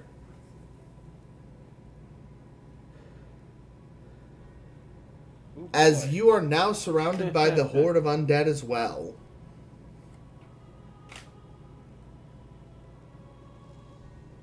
Fun.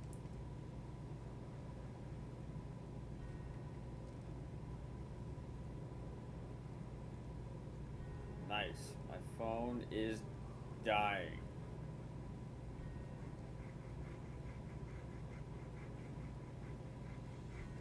Let's see here. That's my inventory.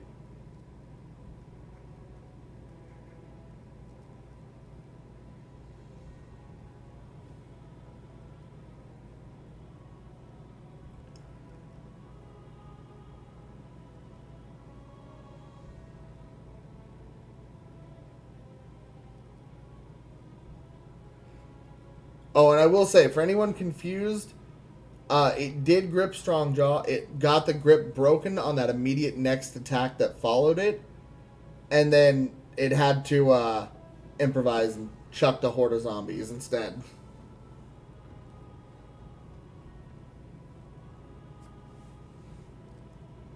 So, yes. Need to remember the scores of upcasting again. What are you wanting to use? Oh, it Yep, takes... hit. Okay. With that, it increased the depth by 10 feet per level upcast. So I can't make it bigger. You can't make it wider. No. Can't. You could trap one of its feet. I could trap one of its feet, but that wouldn't knock it on its ass, I don't think. It would throw it off. If one of your legs just suddenly fell into a hole, wouldn't you be off balance? I'd probably fall. Just get stuck in the hole.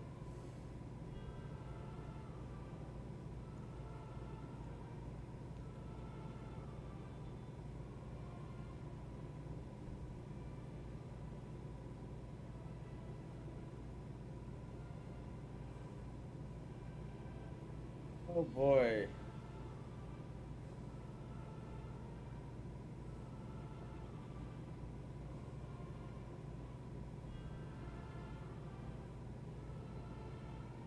I need more magic, man.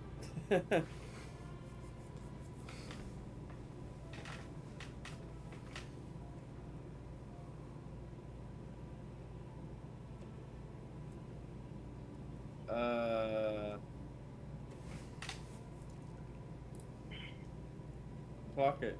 Yeah, I guess I'll upcast Death Pit under one of the big zombies' feet. Okay. It's got to make a... No, it ain't going to make that with a 7. So yes, it is... a hole opens up the perfect diameter to suck one of its legs in, and it falls hard onto its chest forward. Everyone around will have to... Everyone's fine. So it falls safely and crushes part of the horde. None of the party is hurt or knocked prone for that. Anyone that could have been it avoids it. As the head of the zombie comes tumbling down, landing directly in front of you, Ascher. The whole thing just prone, laying flat, except for one leg, which is now in the earth.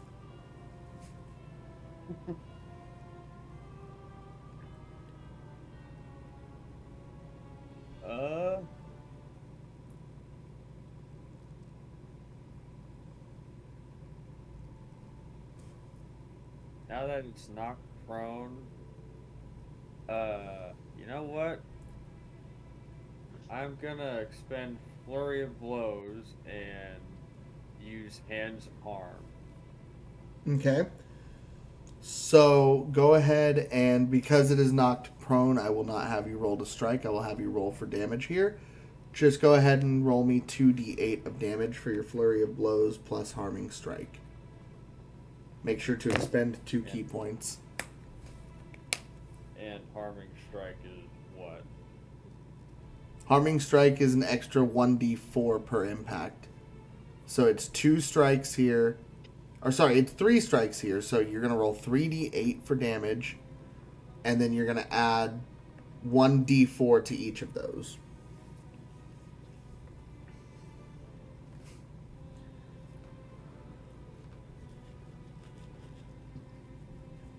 Can I get a Break out the D4 too.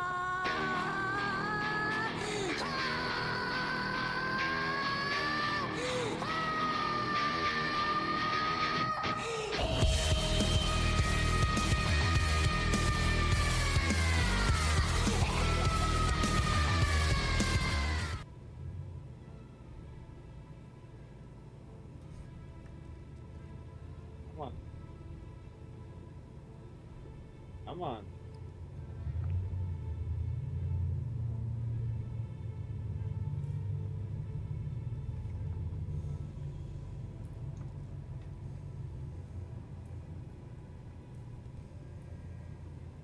Plus, okay. Plus 1d4 for each, right? Yep, that is correct.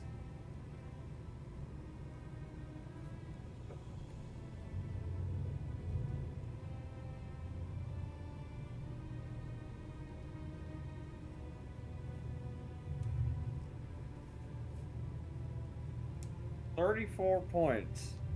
Shit. You said 34? Yes. This thing is looking really, really rough right now.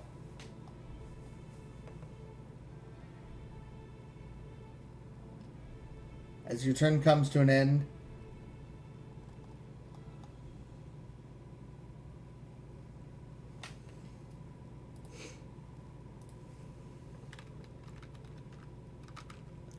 Rena expended her last turn to heal.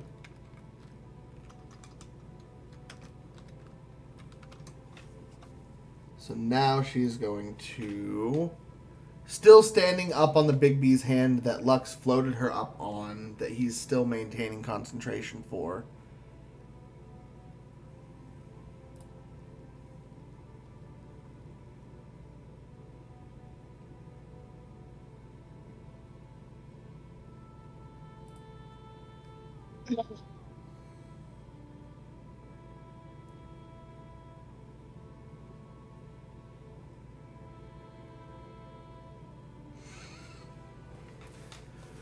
She stands up,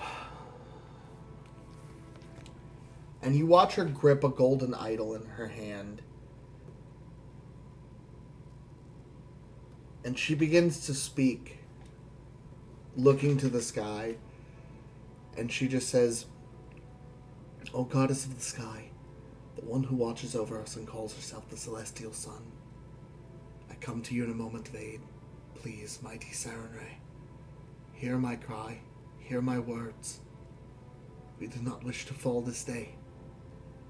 Too many innocent lives have already been lost. We must make our stand now. Please send your divine messenger to my aid." And she breaks the statue as golden light ascends from it to the heavens in an offering.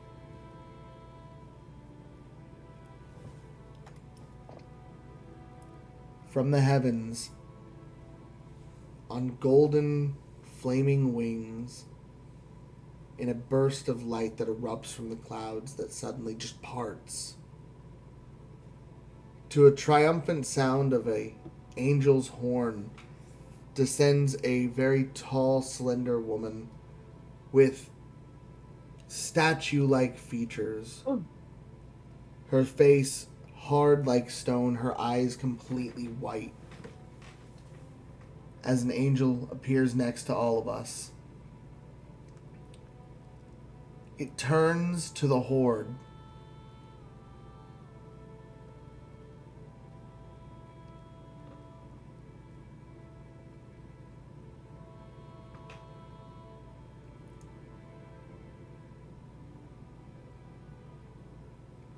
It takes notice of everything. And for its turn, it is going to fly up to Rena. Using its bonus action, it will heal her with its healing touch.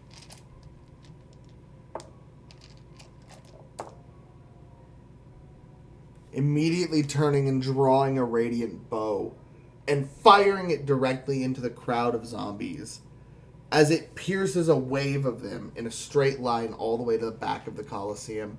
And the wall it hits splits as the arrow continues to fly.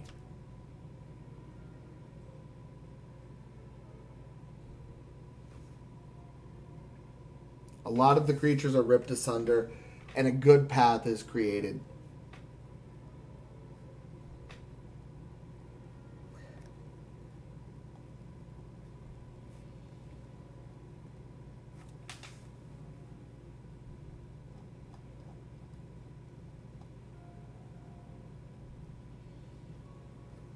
Ugh.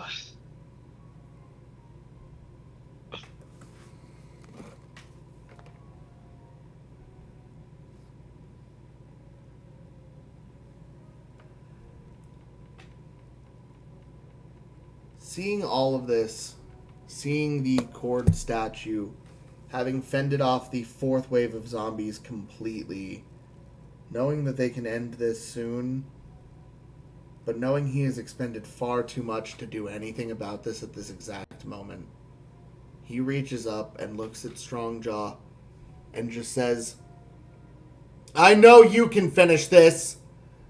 And when he does, a silvery wisp erupts from his mouth as he gifts you his action for the turn. You are allowed to make one immediate action, moving your entire movement speed to do so, which is presently 60 feet of flight. You may aim this action anywhere you like. The Colossus is still alive on the ground, right? Prone on the ground presently, that is correct. Just rocket myself at it.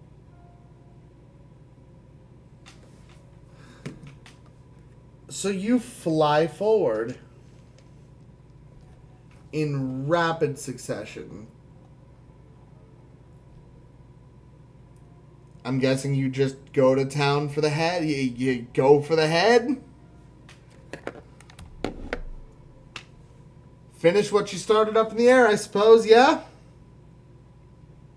Yeah.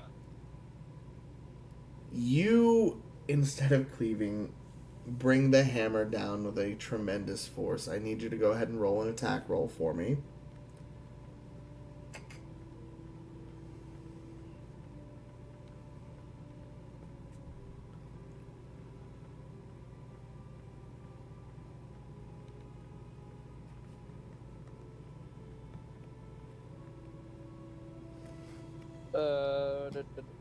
So whatever you rolled on the 20 plus 8.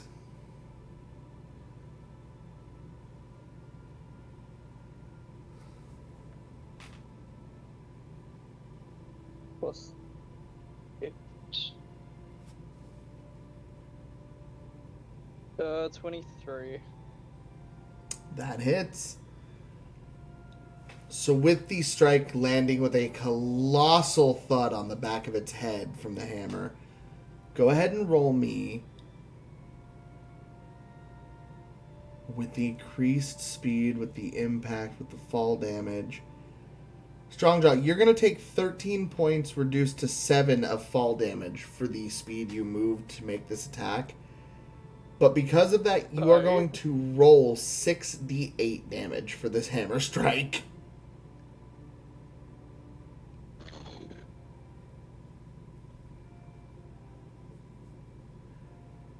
Spoiler, if you don't kill this, I will be surprised, so I'm just going to say it now.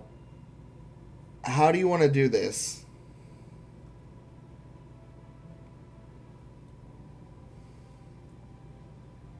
I want its fucking head to roll. Okay. Go ahead and roll me your damage, and we'll see if this is indeed the killing blow.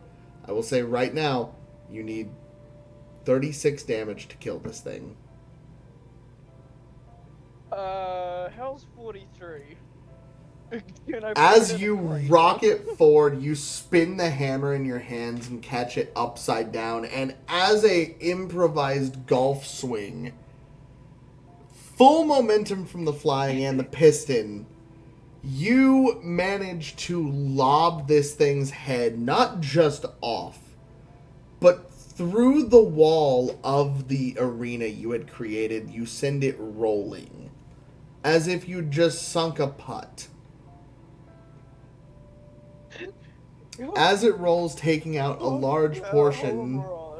God. As it rolls, it takes out a large portion of the horde. Now completely reduced to shambles, Alpha steps forward and puts an end to this by raising her hand to the sky and holding an action. She looks at all of you and says, "Fucking move!"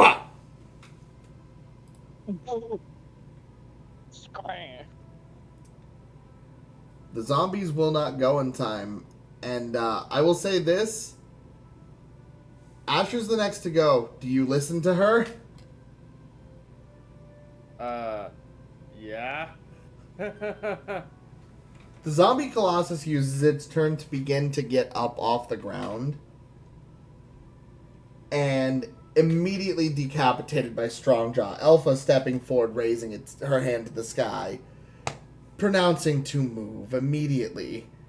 Asher, you expend your movement and begin to climb the walls of the arena. Rena, still sitting on the Big B's hand. Lux, she does nothing. Lux moves the hand. She grabs him, lifts him up onto it, and the two of them use the 60 feet of movement to float out and above the arena crowd. Or not crowd, but like the stadium walls. Yeah. This crazy bitch proceeds to raise her hand to the sky, and in only what I can describe as the sound of cracking through the air itself, the clouds don't part. They burn as a ray of holy light of such colossal intensity surrounds the entire middle of the arena. She laughs maniacally, completely bathed in her own radiant light. You only hear the sounds of what can only be described as pure energy falling from the sky, met with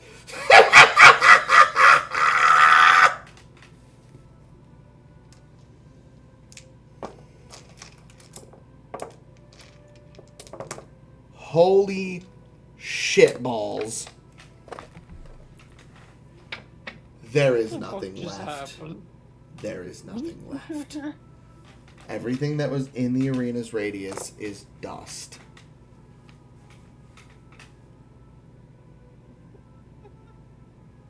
As the spell's light dissipates, she casts Sunburst. Oh. To kill all three hordes. Jesus. The second the Colossus was gone and everyone could actually retreat properly, It was over. It was fucking over. Because no one could actively retreat from that thing without taking opportunity. No. When you killed it, it was all bets off, fuck this thing to pieces.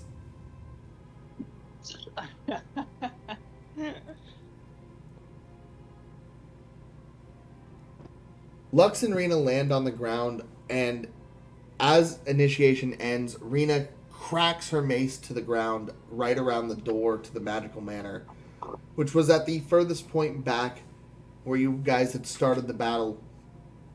A holy barrier appears around the door, not permitting the undead in. The small few that managed to persist under the stands and were able to find refuge from the light, the ones that still trickle in from the city streets, are not able to pass through easily. They aren't able to at all presently. And Lux just says, everyone get the fuck inside, and he opens the door to the magical manor.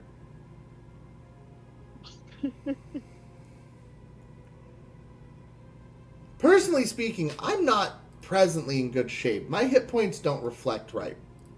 Whoops, I did a bad. Yeah, I have 28 hit points after being healed. I'm gonna need downtime. I have no fucking spell slots left. Vulcan also goes in.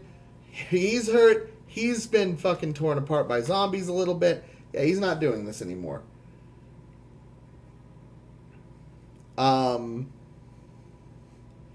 Alpha goes in as well. Completely spent after that. No spell slots left. Damn. And Rena also goes in. She looks as though she would be willing to continue fighting. And for a moment, she starts to step forward, and Lux just kind of grabs her and pulls her in. Like, no. We are not doing that right now.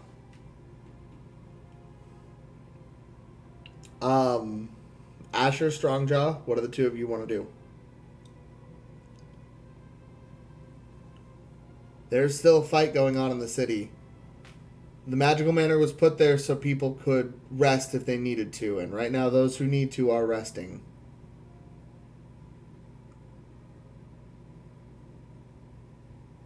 You want to figure out what the fuck's happening with the rest of the city? We could definitely do that. I don't think I've spent too many spell slots.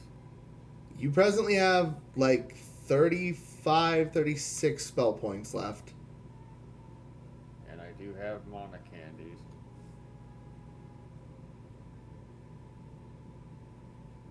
What the strong jaw think? I mean, I can keep fighting. I could throw some more hands.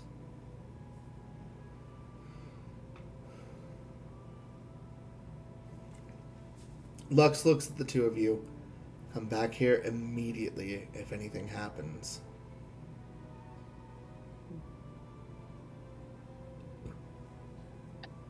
Keep the door unlocked for us, will you? Yeah, figuratively and magically, it is already unlocked for you.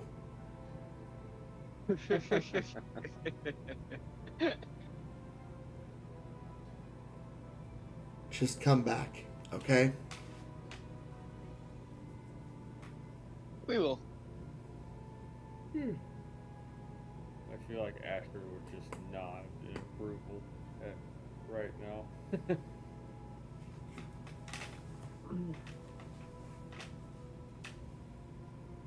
As the two of you take off through the streets, I need you both to make a travel check for me. So roll a d20 and go ahead and add your survival.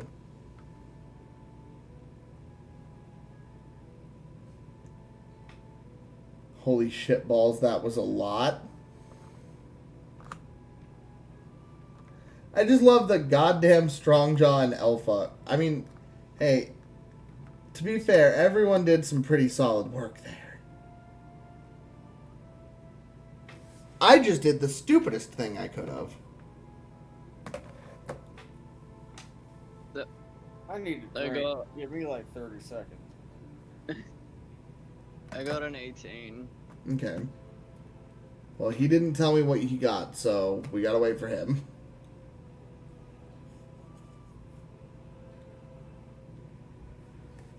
But I take my washing to the laundromat as well at some point.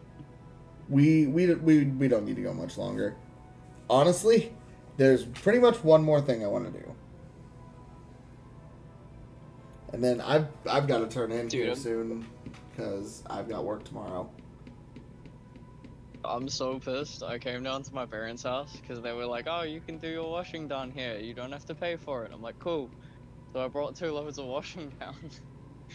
And fucking they forgot to tell me that the dryer doesn't work anymore. Your parents are delightful. I was planning to be here for like half an hour this morning, but now I have to like. All right. Asher, what was your survival roll? Fucking 17. The two of you are able to move pretty easily, and it's a disheartening sight what you see as you move through. At the time of the beginning of this attack, you hadn't gotten any word from what was going on in the city. Buildings are ravaged. There are fires spreading in multiple spots. The Nobles District, which has been the center of this whole attack, has been ripped into pieces. But the biggest amount of damage is the Western District. You know this area to be where most of the bazaars and magical shops are. There is a large fire completely surrounding the area. And sitting in the middle of that flaming inferno is a second zombie colossus, being currently fought by several party members that you are familiar with. As you approach, a third one springs out of the ground, tearing its way from the roots of the earth, free of its bindings. A fourth, a fifth. They are rising in multiple droves, the giants of dead and old. Where the fuck are they all coming from? Who's doing this? Sidri, looking beaten and battered from his holding off several of them already, on the ground, looks up to the two of you, looks to everyone around. And just as he's about to make what appears to be a desperate plea, I'm so happy that you guys went exploring this session before we end this.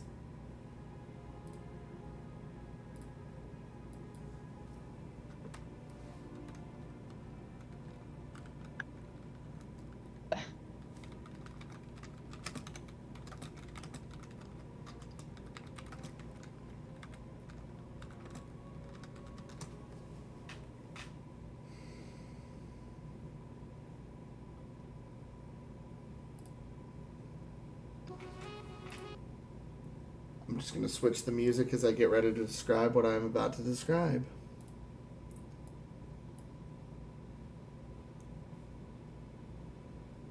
Everyone in the area, in a moment of desperation and panic, not knowing what to do, you see Eelton, you see Wilfric, you see Bessie, you see Sidri, you see the princess off in the distance using her holy magic. You see everyone there making a final and valiant stand against what is indeed feeling like impossible odds. And just as everything really starts to feel overwhelming, a gentle wind blows in from behind. It sends shivers to each of you. Not in a bad way, no ominous way. You hear what sounds like the horns, not of angels, but of something magical. Something brilliant. And you hear a radiating, booming, and very familiar, slightly less than intelligent voice ring out over the crowd. Bros! I'm sorry it took so long! It's good to see everyone! Nyx, Medallion's here to help! Yeah. Let's go. As an army cries out over the walls of the kingdom of Nyx, you hear the footsteps march through the streets as leading the charge the champion of wind himself in his fist raised in high glory.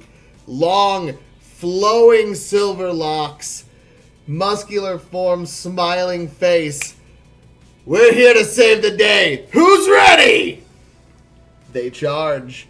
And that is where we are going to end this session.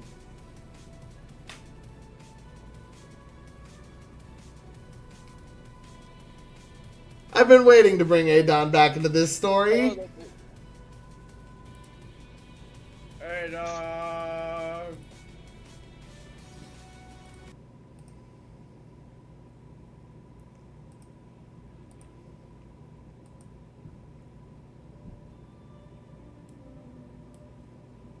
What the fuck? I was wondering when you'd go back up. I mean, it was one of your party members that indeed put out the call to help. So, help indeed was provided. So as night falls on the battlefield and overwhelming odds began to arise, an ally screeched out from the heavens themselves. Another champion walks onto the battlefield, army in tow, and the tides begin to swing another direction again. Most of our party recovering from a hard-fought battle, two of our valiant heroes staring down what appear to be impossible odds, and yet feeling no fear.